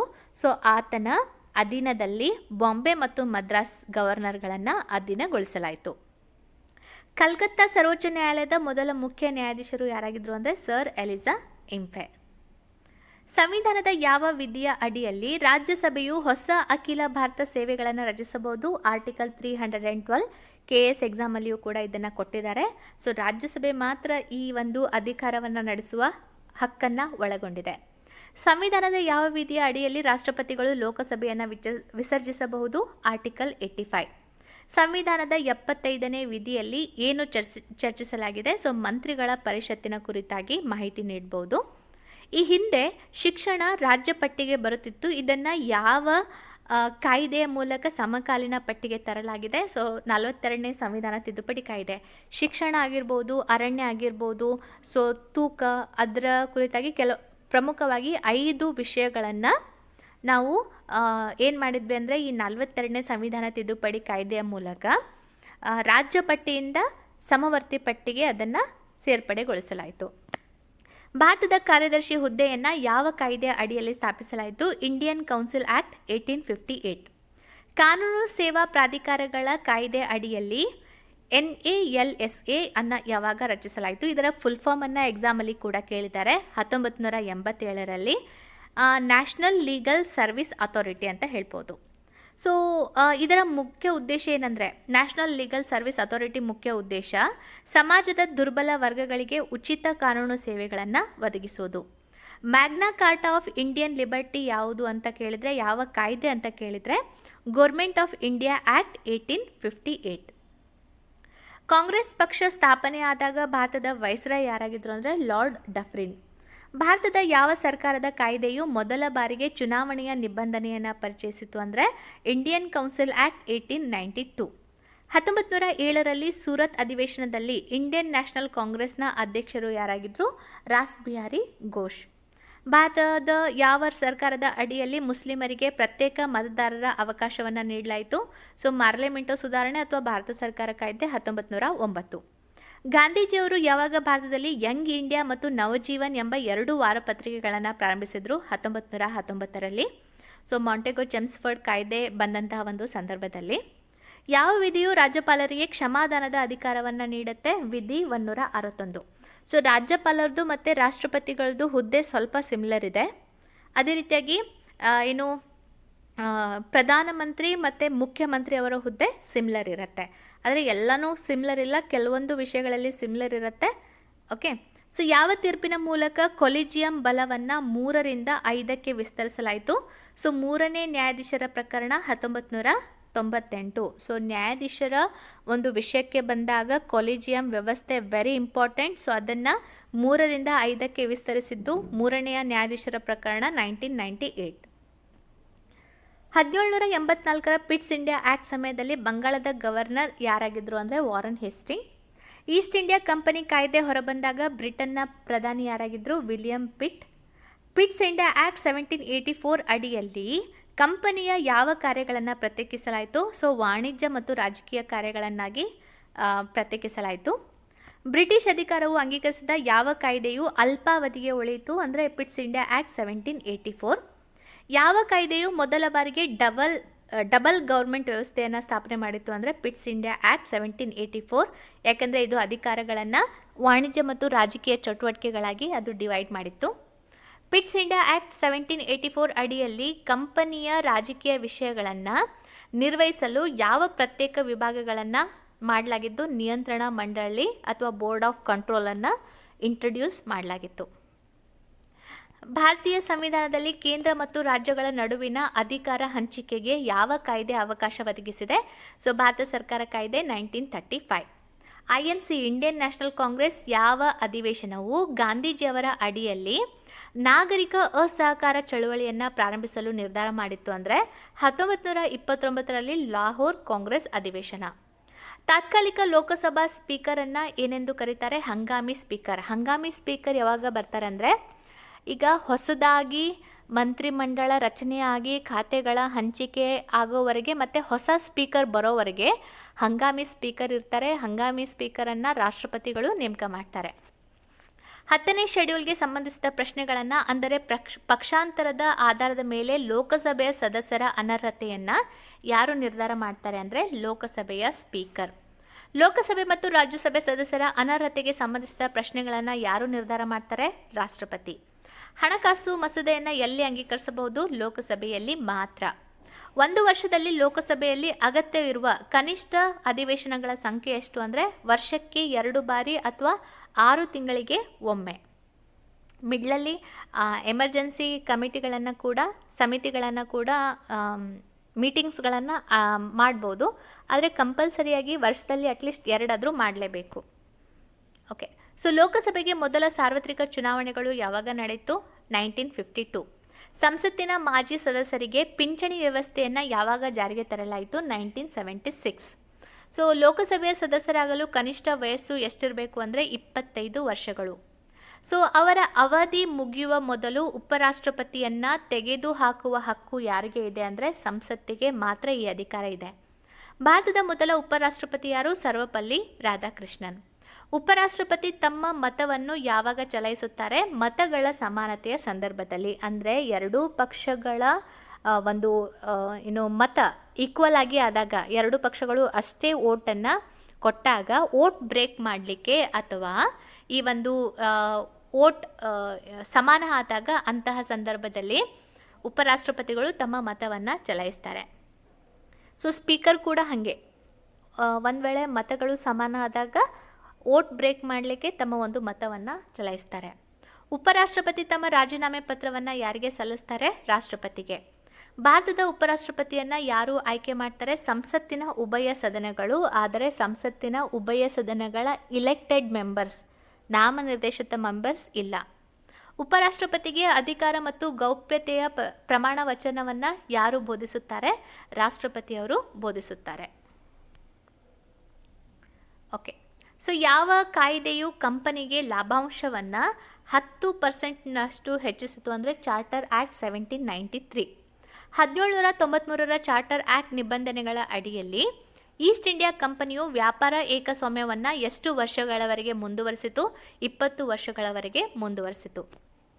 ಯಾವ ಕಾಯ್ದೆಯ ಮೂಲಕ ಕಂಪನಿಯ ಎಲ್ಲ ರಾಜಕೀಯ ಕಾರ್ಯಗಳನ್ನು ಕಿರೀಟದ ಅಡಿಯಲ್ಲಿ ಪ್ರತಿನಿಧಿಸಲಾಗುವುದು ಅಂತ ಸ್ಪಷ್ಟಪಡಿಸಲಾಯಿತು ಅಂದರೆ 1793 ಚಾರ್ಟರ್ ಆ್ಯಕ್ಟ್. 1813ರ ಚಾರ್ಟರ್ ಕಾಯ್ದೆಯ ಪ್ರಮುಖ ನಿಬಂಧನೆ ಯಾವುದು ಅಂದರೆ ಈಸ್ಟ್ ಇಂಡಿಯಾ ಕಂಪನಿಯ ಏಕಸ್ವಾಮ್ಯಕ್ಕೆ ಅಂತ್ಯವನ್ನು, ಮೊನೋಪಾಲಿಗೆ ಅಂತ್ಯವನ್ನು ಹಾಡಲಾಯಿತು. ಚಾರ್ಟರ್ ಆ್ಯಕ್ಟ್ 1813ರ ಅಡಿಯಲ್ಲಿ ಕಂಪನಿಯನ್ನು ಸ್ವಾಧೀನಪಡಿಸಿಕೊಂಡ ನಂತರ ಭಾರತೀಯ ಪ್ರಾಂತ್ಯಗಳ ಮೇಲೆ ಯಾರ ಸಾರ್ವಭೌಮತ್ವ ಬಲಪಡಿಸಲಾಯಿತು? ಬ್ರಿಟಿಷ್ ಕ್ರೌನ್ ಸಾರ್ವಭೌಮತ್ವ ಬಲಪಡಿಸಲಾಯಿತು. ಚಾರ್ಟರ್ ಆ್ಯಕ್ಟ್ 1813ರ ಮೂಲಕ ಚೀನಾದೊಂದಿಗೆ ಚಹಾ ಮತ್ತು ವ್ಯಾಪಾರವನ್ನು ಹೊರತುಪಡಿಸಿ ಯಾರೊಂದಿಗೆ ಕಂಪನಿಯ ವ್ಯಾಪಾರ ಹಕ್ಕುಗಳನ್ನು ಕೊನೆಗೊಳಿಸಲಾಯಿತು ಅಂದರೆ ಭಾರತದೊಂದಿಗೆ ವ್ಯಾಪಾರ ಏಕಸ್ವಾಮ್ಯವನ್ನು ಕೊನೆಗೊಳಿಸಲಾಯಿತು. ಮುಂದಿನ ಆ್ಯಕ್ಟ್ನಲ್ಲಿ ಚೀನಾದೊಂದಿಗಿನ ಚಹಾ ಮತ್ತು ವ್ಯಾಪಾರವನ್ನು ಕೂಡ ಕೊನೆಗೊಳಿಸಲಾಗುತ್ತೆ. ಕಾಕಾ ಸಾಹೇಬ್ ಕಾಲೇಕರ್ ಆಯೋಗವು ಯಾವುದಕ್ಕೆ ಸಂಬಂಧಪಟ್ಟಿದೆ? ಇದು ಹಿಂದುಳಿದ ವರ್ಗಕ್ಕೆ ಸಂಬಂಧಪಟ್ಟಿದೆ. ಪುರಸಭೆಗಳು ಸಂವಿಧಾನದ ಯಾವ ಭಾಗಕ್ಕೆ ಸಂಬಂಧಪಟ್ಟಿದೆ? ಭಾಗ 9A. ವಿಶ್ವದ ಎಷ್ಟು ದೇಶಗಳಲ್ಲಿ ಕಡ್ಡಾಯ ಮತದಾನದ ವ್ಯವಸ್ಥೆಯನ್ನು ಜಾರಿಗೊಳಿಸಲಾಗಿದೆ? 22. ಭಾರತೀಯ ಸಂವಿಧಾನದ ಆರ್ಟಿಕಲ್ 243(z)(j) ಪ್ರಕಾರ ಸಹಕಾರ ಸಂಘದ ಗರಿಷ್ಠ ನಿರ್ದೇಶಕರ ಸಂಖ್ಯೆ ಎಷ್ಟು ಅಂದರೆ 21. ಪಂಚಾಯತ್ ಚುನಾವಣೆಗಳಲ್ಲಿ ಪರಿಶಿಷ್ಟ ಜಾತಿಗಳ ಹುದ್ದೆಗಳ ಮೀಸಲಾತಿ ಯಾವ ರಾಜ್ಯದಲ್ಲಿ ಅನ್ವಯಿಸುವುದಿಲ್ಲ ಅಂದರೆ ಅರುಣಾಚಲ್ ಪ್ರದೇಶ್. ಪಂಚಾಯತ್ಗಳ ರಚನೆಗೆ ಸಂಬಂಧಿಸಿದಂತೆ ನಿಬಂಧನೆಗಳನ್ನು ಮಾಡಲು ಯಾರಿಗೆ ಅಧಿಕಾರವಿದೆ? ರಾಜ್ಯ ಶಾಸಕಾಂಗಕ್ಕೆ. ಯಾಕಂದರೆ ಎಲ್ಲ ರೀತಿಯಾದಂಥ ಚುನಾವಣೆಗಳನ್ನು ನಡೆಸುವ ಅಧಿಕಾರ ಕೇಂದ್ರ ಸರ್ಕಾರಕ್ಕೆ ಇದೆ ಹೊರತು ಸ್ಥಳೀಯ ಸರ್ಕಾರಗಳಿಗೆ ಚುನಾವಣೆಯನ್ನು ನಡೆಸುವ ಜವಾಬ್ದಾರಿ ಕೇವಲ ರಾಜ್ಯ ಸರ್ಕಾರಗಳಿಗೆ ಇದೆ. ಸಂವಿಧಾನದ ಯಾವ ಭಾಗದಲ್ಲಿ ಪಂಚಾಯತ್ ರಾಜ್ ವ್ಯವಸ್ಥೆಗೆ ಸಂಬಂಧಿಸಿದ ನಿಬಂಧನೆಗಳನ್ನು ನೀಡಲಾಗಿದೆ? ಸೊ ಪಾರ್ಟ್ 9, ಭಾಗ 9. ಓಕೆ, ಸೊ ಪಂಚಾಯತ್ ರಾಜ್ ವ್ಯವಸ್ಥೆಯನ್ನು ಏಕೆ ಅಳವಡಿಸಲಾಯಿತು? ಪ್ರಜಾಪ್ರಭುತ್ವದ ಅಧಿಕಾರ ವಿಕೇಂದ್ರೀಕರಣಕ್ಕಾಗಿ ಸೊ ನಮ್ಮ ಪಂಚಾಯತನ್ನು ಅಳವಡಿಸಲಾಯಿತು. ರಾಜ್ಯಸಭೆಯ ಪದನಿಮಿತ್ತ ಅಧ್ಯಕ್ಷರು ಯಾರಾಗಿರ್ತಾರೆ? ಉಪರಾಷ್ಟ್ರಪತಿ ಆಗಿರ್ತಾರೆ. ಸೊ ಉಪರಾಷ್ಟ್ರಪತಿ ಆಗುವಂಥ ವ್ಯಕ್ತಿ ರಾಜ್ಯಸಭೆಯ ಸದಸ್ಯರಿಗೆ ಅರ್ಹತೆ ಎಷ್ಟಿರಬೇಕಲ್ಲ ಅಷ್ಟು ಉಪರಾಷ್ಟ್ರಪತಿ ಅವರು ಹೊಂದಿರಬೇಕು. ಸೊ ಮತ್ತು ಉಪರಾಷ್ಟ್ರಪತಿ ರಾಜ್ಯಸಭೆಯ ಪದನಿಮಿತ್ತ ಎಕ್ಸ್ ಆಫಿಷಿಯೋ ಚೇರ್ಮನ್ ಆಗಿರ್ತಾರೆ. ಸೊ ಪ್ರಧಾನಿ ಹುದ್ದೆಗೆ ರಾಜೀನಾಮೆ ನೀಡಿದ ಮೊದಲ ವ್ಯಕ್ತಿ ಯಾರು ಅಂದರೆ ಮೊರಾರ್ಜಿ ದೇಸಾಯಿ. ಕಡಿಮೆ ಅವಧಿಗೆ ಪ್ರಧಾನಿ ಹುದ್ದೆಯನ್ನು ಅಲಂಕರಿಸಿದವರು ಚೌಧರಿ ಚರಣ್ ಸಿಂಗ್. 2 ಬಾರಿ ಹಂಗಾಮಿ ಪ್ರಧಾನಿಯಾಗಿ ಸೇವೆ ಸಲ್ಲಿಸಿದವರು ಗುಲ್ಜಾರಿಲಾಲ್ ನಂದಾ. ಯಾವ ಪ್ರಧಾನಿ ತಮ್ಮ ಅಧಿಕಾರ ಅವಧಿಯಲ್ಲಿ ನಿಧನರಾದರು ಅಂದರೆ ಸೊ ಪ್ರಮುಖವಾಗಿ ಜವಾಹರ್ಲಾಲ್ ನೆಹರು, ಲಾಲ್ ಬಹದ್ದೂರ್ ಶಾಸ್ತ್ರಿ ಮತ್ತು ಇಂದಿರಾ ಗಾಂಧಿ. ಭಾರತದ ರಾಷ್ಟ್ರಪತಿಗಳು ರಾಜ್ಯಸಭೆಗೆ ಎಷ್ಟು ಸದಸ್ಯರನ್ನು ನಾಮನಿರ್ದೇಶನ ಮಾಡಬಹುದು? 12 ಜನರನ್ನು. ಯಾವುದೇ ಭೌಗೋಳಿಕ ಪ್ರದೇಶವನ್ನು ಅನುಸೂಚಿತ ಪ್ರದೇಶವೆಂದು ಘೋಷಿಸುವ ಹಕ್ಕು ಯಾರಿಗೆ ಇದೆ? ಸೊ ಪ್ರಮುಖವಾಗಿ ರಾಷ್ಟ್ರಪತಿಗೆ ಈ ಅಧಿಕಾರವನ್ನು ನೀಡಲಾಗಿದೆ. ಯಾವ ಸಾಂವಿಧಾನಿಕ ತಿದ್ದುಪಡಿ ಕಾಯ್ದೆಯು 6ರಿಂದ 14 ವರ್ಷ ವಯಸ್ಸಿನ ಎಲ್ಲ ಮಕ್ಕಳಿಗೆ ಶಿಕ್ಷಣದ ಹಕ್ಕನ್ನು ಮೂಲಭೂತ ಹಕ್ಕನ್ನಾಗಿ ಮಾಡಿದೆ ಅಂದರೆ 86ನೇ ಸಂವಿಧಾನಿಕ ತಿದ್ದುಪಡಿ ಕಾಯ್ದೆ 2002. ಸೊ ಇದರ ಮೂಲಕ ಈ ತಿದ್ದುಪಡಿ ಕಾಯ್ದೆಯ ಮೂಲಕ 11ನೆಯ ಮೂಲಭೂತ ಕರ್ತವ್ಯವಾಗಿ ಸೇರಿಸಲಾಯಿತು. ಓಕೆ, ಭಾರತದ ಸ್ವತಂತ್ರವಾದಾಗ ಬ್ರಿಟನ್ ಪ್ರಧಾನಿ ಯಾರು ಮತ್ತು ಯಾವ ಪಕ್ಷ ಅಧಿಕಾರದಲ್ಲಿತ್ತು? ಸೊ ಬ್ರಿಟನ್ನ ಪ್ರಧಾನಿ ಕ್ಲೈಮೆಂಟ್ ಅಟ್ಲಿ ಆಗಿತ್ತು. ಆ ಟೈಮಲ್ಲಿ ಲೇಬರ್ ಪಾರ್ಟಿ ಅಧಿಕಾರದಲ್ಲಿ ಇತ್ತು. ಸಂವಿಧಾನದ ಯಾವ ಭಾಗವನ್ನು ಭಾರತದ ಮ್ಯಾಗ್ನಾ ಕಾರ್ಟಾ ಅಂತ ಕರಿತೀವಿ ಅಂದರೆ ಭಾಗ 3, ಮೂಲಭೂತ ಹಕ್ಕುಗಳನ್ನು. ಭಾರತ ಸಂವಿಧಾನದಲ್ಲಿ ಸಮಾನ ಕೆಲಸಕ್ಕೆ ಸಮಾನ ವೇತನವನ್ನು ಎಲ್ಲಿ ಖಾತರಿಪಡಿಸಲಾಗಿದೆ? ಸೊ ರಾಜ್ಯ ನೀತಿ ನಿರ್ದೇಶನ ತತ್ವಗಳಲ್ಲಿ ಖಾತರಿಪಡಿಸಲಾಗಿದೆ. ಭಾರತದ ಸಂವಿಧಾನದಲ್ಲಿ ಅಂತಾರಾಷ್ಟ್ರೀಯ ಭದ್ರತೆಯ ಪ್ರಚಾರ ಎಲ್ಲಿದೆ? ರಾಜ್ಯ ನೀತಿ ನಿರ್ದೇಶನ ತತ್ವಗಳಲ್ಲಿ. ಸಂವಿಧಾನದ ಯಾವ ಭಾಗವು ಭಾರತದ ನಾಗರಿಕರಿಗೆ ಆರ್ಥಿಕ ನ್ಯಾಯವನ್ನು ಒದಗಿಸುತ್ತೆ? ಸೊ ನೀತಿ ನಿರ್ದೇಶನ ತತ್ವಗಳು ಮತ್ತು ಪೀಠಿಕೆಯಲ್ಲಿ ಆರ್ಥಿಕ ನ್ಯಾಯದ ಕುರಿತಾಗಿ ಉಲ್ಲೇಖ ನೋಡ್ಬೋದು. ಓಕೆ, ಸೊ ಭಾರತೀಯ ಸಂವಿಧಾನದ ಅಧಿಕೃತ ಹಿಂದಿ ಪಠ್ಯವನ್ನು ಪ್ರಕಟಿಸಲು ಯಾರಿಗೆ ಅಧಿಕಾರ ನೀಡಲಾಗಿದೆ ಅಂದರೆ ಯಾವ ತಿದ್ದುಪಡಿ ಮೂಲಕ ಅಧಿಕಾರ ನೀಡಲಾಗಿದೆ ಅಂದರೆ 58ನೇ ತಿದ್ದುಪಡಿ ಕಾಯ್ದೆ 1987. ಭಾರತದಲ್ಲಿ ಯಾವ ಸಂವಿಧಾನಿಕ ತಿದ್ದುಪಡಿಗಳ ಮೂಲಕ ಗ್ರಾಮ ಪಂಚಾಯಿತಿಗಳಲ್ಲಿ 1/3 ಅಥವಾ 1/3 ಭಾಗ ಸ್ಥಾನಗಳನ್ನು ಮಹಿಳೆಯರಿಗೆ ಮೀಸಲಿಡಲಾಗಿದೆ ಅಂದರೆ 73ನೇ ಸಂವಿಧಾನಿಕ ತಿದ್ದುಪಡಿ ಮೂಲಕ. ಭಾರತೀಯ ಸಂವಿಧಾನದ 11ನೆಯ ಶೆಡ್ಯೂಲ್ನಲ್ಲಿ ಪಂಚಾಯತ್ಗಳಿಗೆ ಒಟ್ಟು ಎಷ್ಟು ವಿಷಯಗಳನ್ನು ನಿಗದಿಪಡಿಸಲಾಗಿದೆ? ಸೊ 29 ವಿಷಯ. ಅಂದರೆ ಗ್ರಾಮ ಅಭಿವೃದ್ಧಿಗೋಸ್ಕರ ಬೇಕಾಗುವಂತಹ ಬೇರೆ ಬೇರೆ ವಿಷಯಗಳನ್ನು ಟೋಟಲಾಗಿ 29 ವಿಷಯಗಳನ್ನು ನಾವು 11ನೆಯ ಶೆಡ್ಯೂಲ್ನಲ್ಲಿ ನೋಡ್ಬೋದು. ಭಾರತೀಯ ಸಂವಿಧಾನದ ಯಾವ ವಿಧಿಯು ಆಡಳಿತಾತ್ಮಕ ನ್ಯಾಯಮಂಡಳಿಗೆ ಸಂಬಂಧಿಸಿದೆ? Article 323A. ಲೋಕಸಭೆಯಲ್ಲಿ ಪರಿಶಿಷ್ಟ ಜಾತಿ, ಪರಿಶಿಷ್ಟ ಪಂಗಡಗಳಿಗೆ ಸ್ಥಾನಗಳ ಮೀಸಲಾತಿಗೆ ಸಂಬಂಧಿಸಿದ ವಿಧಿ ಆರ್ಟಿಕಲ್ 330. ಸಂವಿಧಾನದ ಯಾವ ಪರಿಚ್ಛೇದದಲ್ಲಿ ಸಾರ್ವಜನಿಕ ಸೇವಾ ಆಯೋಗದ ಕೆಲಸವನ್ನು ವಿವರಿಸಲಾಗಿದೆ? ಆರ್ಟಿಕಲ್ 320. ಭಾರತದ ಸಂವಿಧಾನದ 4ನೆಯ ಶೆಡ್ಯೂಲ್ ಕುರಿತಾಗಿ ಚರ್ಚಿಸುತ್ತದೆ. ಸೊ ರಾಜ್ಯಸಭೆಯಲ್ಲಿ ಸ್ಥಾನಗಳ ಕುರಿತಾಗಿ ಶೆಡ್ಯೂಲ್ ಅನುಸೂಚಿ ಇದೆಯಲ್ಲ ಅದರ ಕುರಿತಾಗಿ ಪ್ರಸ್ತಾಪ ಮಾಡುತ್ತೆ. ಯಾವ ವಸಾಹತುಶಾಹಿ ಕಾಯ್ದೆಯ ನಿಬಂಧನೆಗಳ ಅಡಿಯಲ್ಲಿ ಬಂಗಾಳದ ಗವರ್ನರ್ ಜನರಲ್ ಅವರನ್ನು ಭಾರತದ ಗವರ್ನರ್ ಜನರಲ್ ಆಗಿ ಮಾಡಲಾಯಿತು? So charter act 1833. ಭಾರತದ ಮೊದಲ ಗವರ್ನರ್ ಜನರಲ್ ಯಾರು? Lord William Bentinck. ಯಾವ ಕಾಯ್ದೆಯು ಗವರ್ನರ್ ಜನರಲ್ ಕೌನ್ಸಿಲ್ನಲ್ಲಿ ಸದಸ್ಯರ ಸಂಖ್ಯೆಯನ್ನು ಹೆಚ್ಚಿಸಿತು? 1833ರ ಚಾರ್ಟರ್ ಆ್ಯಕ್ಟ್. ಚಾರ್ಟರ್ ಆ್ಯಕ್ಟ್ 1833 ಭಾರತದಲ್ಲಿ ಯಾವ ಆಯೋಗವನ್ನು ಪರಿಚಯಿಸಿತು? ಕಾನೂನು ಆಯೋಗವನ್ನು ಪರಿಚಯಿಸಿತು. ಈ ಹಿಸ್ಟಾರಿಕಲ್ ಬ್ಯಾಕ್ಗ್ರೌಂಡ್ಗೆ ಸಂಬಂಧಪಟ್ಟಂತೆ ಡೀಟೇಲ್ ಆಗಿ ಥಿಯರಿ ಕ್ಲಾಸನ್ನು ಮಾಡಿದ್ದೀನಿ, ಸೊ ದಯವಿಟ್ಟು ನೋಡ್ಕೊಳ್ಳಿ. ಭಾರತದ ಕಾನೂನು ಆಯೋಗದ ಮೊದಲ ಅಧ್ಯಕ್ಷರು ಯಾರಾಗಿದ್ದರು ಅಂದರೆ ಲಾರ್ಡ್ ಮೆಕಾಲೆ. ಭಾರತದ ಆಡಳಿತ ಕೇಂದ್ರೀಕರಣಕ್ಕೆ ಯಾವ ಕಾಯ್ದೆಯನ್ನು ಅಂತಿಮ ಹಂತ ಅಂತ ಪರಿಗಣಿಸಲಾಗುತ್ತೆ ಅಂದರೆ ಚಾರ್ಟರ್ ಆ್ಯಕ್ಟ್ 1833.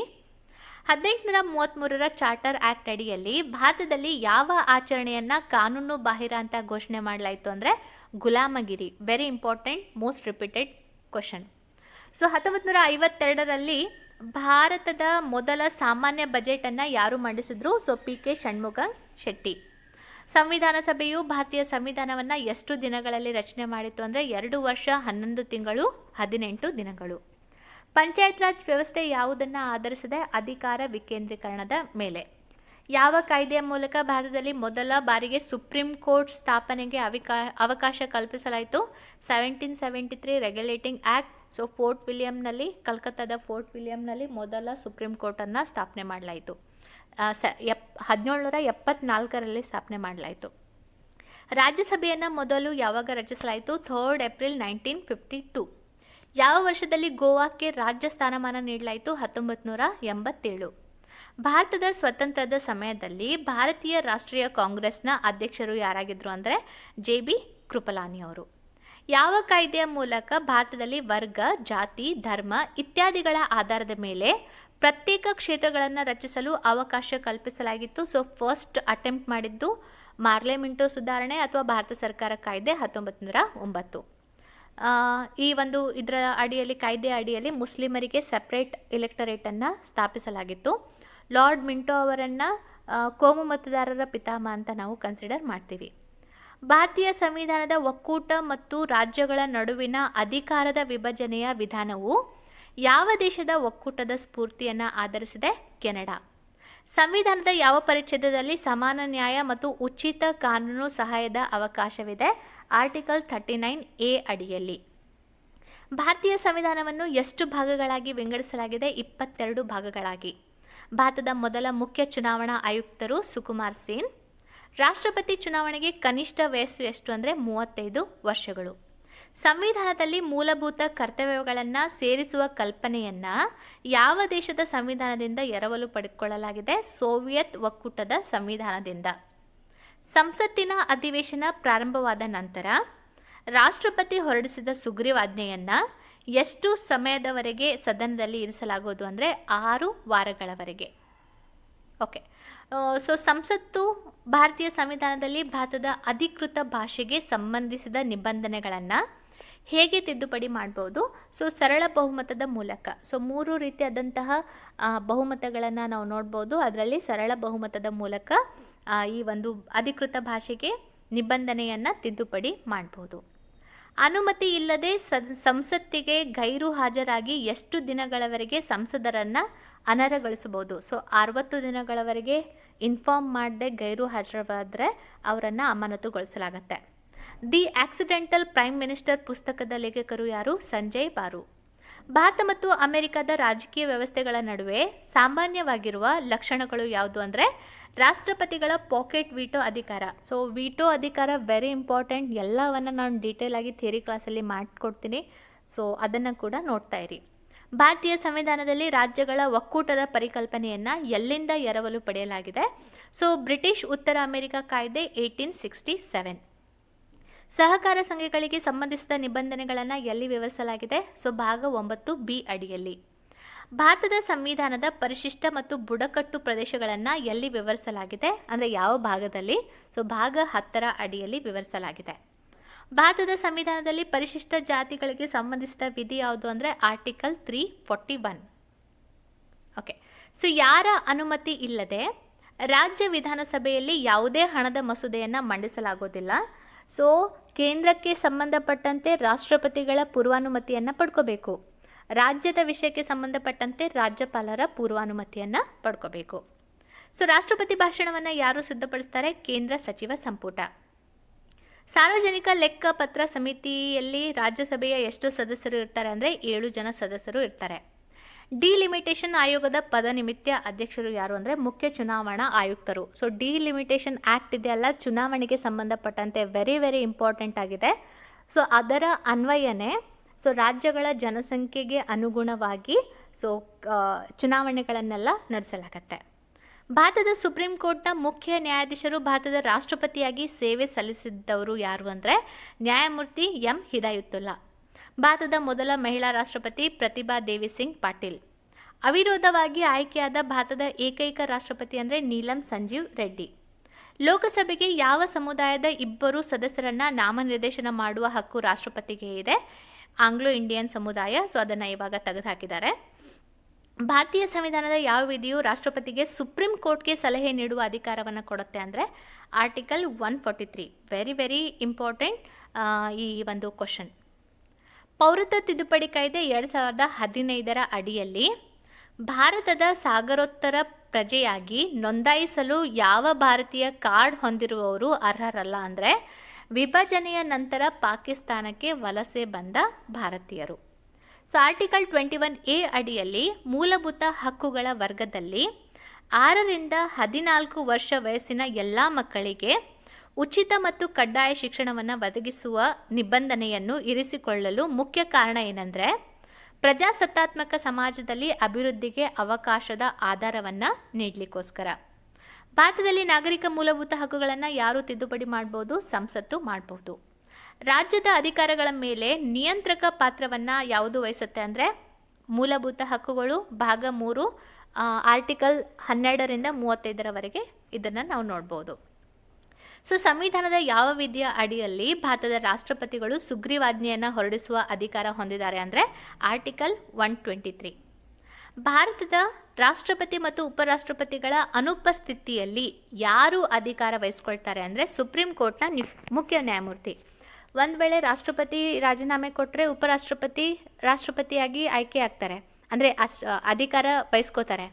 ಸೊ ಉಪರಾಷ್ಟ್ರಪತಿನೂ ಇಲ್ಲ, ರಾಷ್ಟ್ರಪತಿನೂ ಇಲ್ಲ ಅಂತ ಸಂದರ್ಭದಲ್ಲಿ ಸುಪ್ರೀಂ ಕೋರ್ಟ್ನ ಮುಖ್ಯ ನ್ಯಾಯಮೂರ್ತಿ ಆ ಒಂದು ಅಧಿಕಾರವನ್ನು ಚಲಾಯಿಸ್ತಾರೆ. ಯಾವ ಸಂದರ್ಭದಲ್ಲಿ ಭಾರತದ ರಾಷ್ಟ್ರಪತಿಗಳು ವಿಟೋ ಅಧಿಕಾರವನ್ನು ಈ ಮುಂಚೆ ಬಳಸಿದ್ರು ಅಂದರೆ ಭಾರತೀಯ ಅಂಚೆ ಕಚೇರಿ ಕಾಯ್ದೆಯಲ್ಲಿ. ಯಾವ ಮಸೂದೆಯನ್ನು ಮರುಪರಿಶೀಲನೆಗಾಗಿ ರಾಷ್ಟ್ರಪತಿಗೆ ಹಿಂತಿರುಗಿಸೋದಿಲ್ಲ ಅಂದರೆ ಮನಿ ಬಿಲ್. ಯಾಕಂದರೆ ರಾಷ್ಟ್ರಪತಿಗಳಿಂದ ಫಸ್ಟ್ ಪೂರ್ವಾನುಮತಿಯನ್ನು ಪಡ್ಕೊಂಡ ನಂತರನೇ ಅದನ್ನು ಇಂಟ್ರೊಡ್ಯೂಸ್ ಮಾಡೋದ್ರಿಂದ ರಾಷ್ಟ್ರಪತಿ ಇದನ್ನು ರಿಜೆಕ್ಟ್ ಮಾಡೋ ಹಾಗೆ ಇಲ್ಲ. ಭಾರತದ ರಾಷ್ಟ್ರಪತಿಗಳಿಗೆ ಯಾರು ಸಲಹೆ ನೀಡ್ತಾರೆ? ಫೆಡರಲ್ ಕೌನ್ಸಿಲ್ ಆಫ್ ಮಿನಿಸ್ಟರ್ಸ್ ಸಲಹೆ ನೀಡ್ತಾರೆ. ಲೋಕಸಭೆ ಮತ್ತು ರಾಜ್ಯಸಭೆಯಲ್ಲಿ ರಾಷ್ಟ್ರಪತಿಗಳು ಎಷ್ಟು ಸದಸ್ಯರನ್ನು ನಾಮನಿರ್ದೇಶನ ಮಾಡ್ಬೋದು? 14. ಹಣಕಾಸು ಮಸೂದೆಗೆ ಯಾರ ಅನುಮೋದನೆ ಅಗತ್ಯವಿದೆ? ರಾಷ್ಟ್ರಪತಿಗಳ ಅನುಮೋದನೆ ಅಗತ್ಯ ಇದೆ. ಸಂಸತ್ತಿನ 3 ಅಧಿವೇಶನಗಳು ಯಾವುದು ಅಂದರೆ ಬಜೆಟ್ ಅಧಿವೇಶನ, ಮುಂಗಾರು ಅಧಿವೇಶನ ಮತ್ತು ಚಳಿಗಾಲದ ಅಧಿವೇಶನ. ಲೋಕಸಭೆಯ ಸದಸ್ಯರಿಗೆ ಪ್ರಮಾಣ ವಚನ ಬೋಧಿಸೋರು ಯಾರು ಅಂದರೆ ಹಂಗಾಮಿ speaker. Union public service commission ಅನ್ನು ಯಾವ ವಿಧಿಯಲ್ಲಿ ವಿವರಿಸಲಾಗಿದೆ? ಆರ್ಟಿಕಲ್ 315. 351ನೇ ವಿಧಿ ಯಾವುದಕ್ಕೆ ಸಂಬಂಧಪಟ್ಟಿದೆ ಅಂದರೆ ಹಿಂದಿ ಭಾಷೆಯ ಅಭಿವೃದ್ಧಿ. ಸಾಂವಿಧಾನಿಕ ವ್ಯವಸ್ಥೆ ವಿಫಲವಾದಲ್ಲಿ ರಾಜ್ಯಗಳಲ್ಲಿ ಯಾವ ವಿಧಿ ಮೂಲಕ ರಾಷ್ಟ್ರಪತಿ ಆಳ್ವಿಕೆಗೆ ಅವಕಾಶ ಇದೆ ಅಂದರೆ ಆರ್ಟಿಕಲ್ 356. ನ್ಯಾಯಾಂಗ ಪರಿಶೀಲನೆಗೆ ಸಂಬಂಧಪಟ್ಟಂಥ ವಿಧಿ ಆರ್ಟಿಕಲ್ 137. ಯಾವ ರಾಜ್ಯಗಳಲ್ಲಿ ಸಂವಿಧಾನದ ಭಾಗ 9 ಅನ್ವಯಿಸೋದಿಲ್ಲ ಅಂದರೆ ಆ ರಾಜ್ಯವು ನಿರ್ಣಯದ ಮೂಲಕ ಈ ಭಾಗವನ್ನು ತನ್ನ ರಾಜ್ಯಕ್ಕೆ ವಿಸ್ತರಿಸದೆ ಹೊರತು, ಅಂದರೆ ಆಮೇಲೆ ಡಿಸ್ಕಷನ್ ಮಾಡಿ ಅದನ್ನು ಅಳವಡಿಸ್ಕೊಡ್ಬೋದು, ಆದರೆ ಇವಾಗ ಸದ್ಯಕ್ಕೆ ಅನ್ವಯಿಸೋದಿಲ್ಲ ಅಂದರೆ ಮಿಜೋರಾಂ, ಮೇಘಾಲಯ ಮತ್ತು ನಾಗಾಲ್ಯಾಂಡ್. ಶಿಕ್ಷಣದ ಹಕ್ಕನ್ನು ಮೂಲಭೂತ ಹಕ್ಕಿನಲ್ಲಿ ಯಾವ ವಿಧಿಯ ಅಡಿಯಲ್ಲಿ ಸೇರಿಸಲಾಗಿದೆ? ಆರ್ಟಿಕಲ್ 21A 86ನೇ ಸಂವಿಧಾನಿಕ ತಿದ್ದುಪಡಿ ಕಾಯ್ದೆ 2002. ಸೊ ಮೂಲಭೂತ ಹಕ್ಕುಗಳಲ್ಲಿ ಸೇರಿಸಲಾಯಿತು. ಅದೇ ರೀತಿಯಾಗಿ ಮೂಲಭೂತ ಕರ್ತವ್ಯಗಳಲ್ಲಿ 11ನೆಯ ಮೂಲಭೂತ ಕರ್ತವ್ಯವಾಗಿ ಸೇರಿಸಲಾಯಿತು. 73 ಮತ್ತು 74ನೇ ಸಂವಿಧಾನಿಕ ತಿದ್ದುಪಡಿಗಳು ಯಾವುದಕ್ಕೆ ಸಂಬಂಧಪಟ್ಟಿದೆ? ಸೊ ಗ್ರಾಮ ಪಂಚಾಯತ್ ಮತ್ತು ನಗರ ಪಂಚಾಯತ್ಗಳಿಗೆ ಈ 2 ತಿದ್ದುಪಡಿಗಳು ಸಂಬಂಧಪಟ್ಟಿದೆ. ಸಂವಿಧಾನದ ಯಾವ ವಿಧಿಯ ಅಡಿಯಲ್ಲಿ ರಾಷ್ಟ್ರಪತಿಗಳು ಲೋಕಸಭೆಯನ್ನು ವಿಸರ್ಜಿಸಬಹುದು? ವಿಧಿ 85.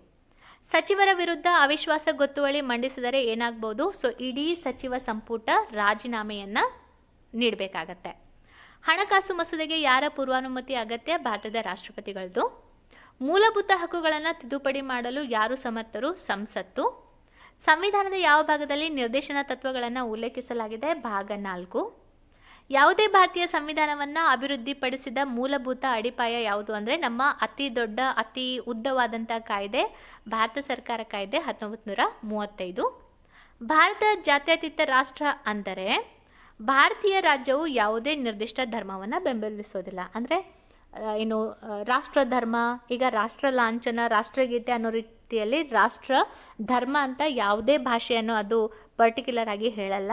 ಸೊ ಎಲ್ಲ ಭಾಷೆಗಳು ಎಲ್ಲ ಧರ್ಮಕ್ಕೂ ಅವಕಾಶವನ್ನು ನೀಡೋದ್ರಿಂದ ಭಾರತವನ್ನು ಜಾತ್ಯತೀತ ರಾಷ್ಟ್ರ ಅಂತ ನಾವು ಪರಿಗಣಿಸ್ತೀವಿ.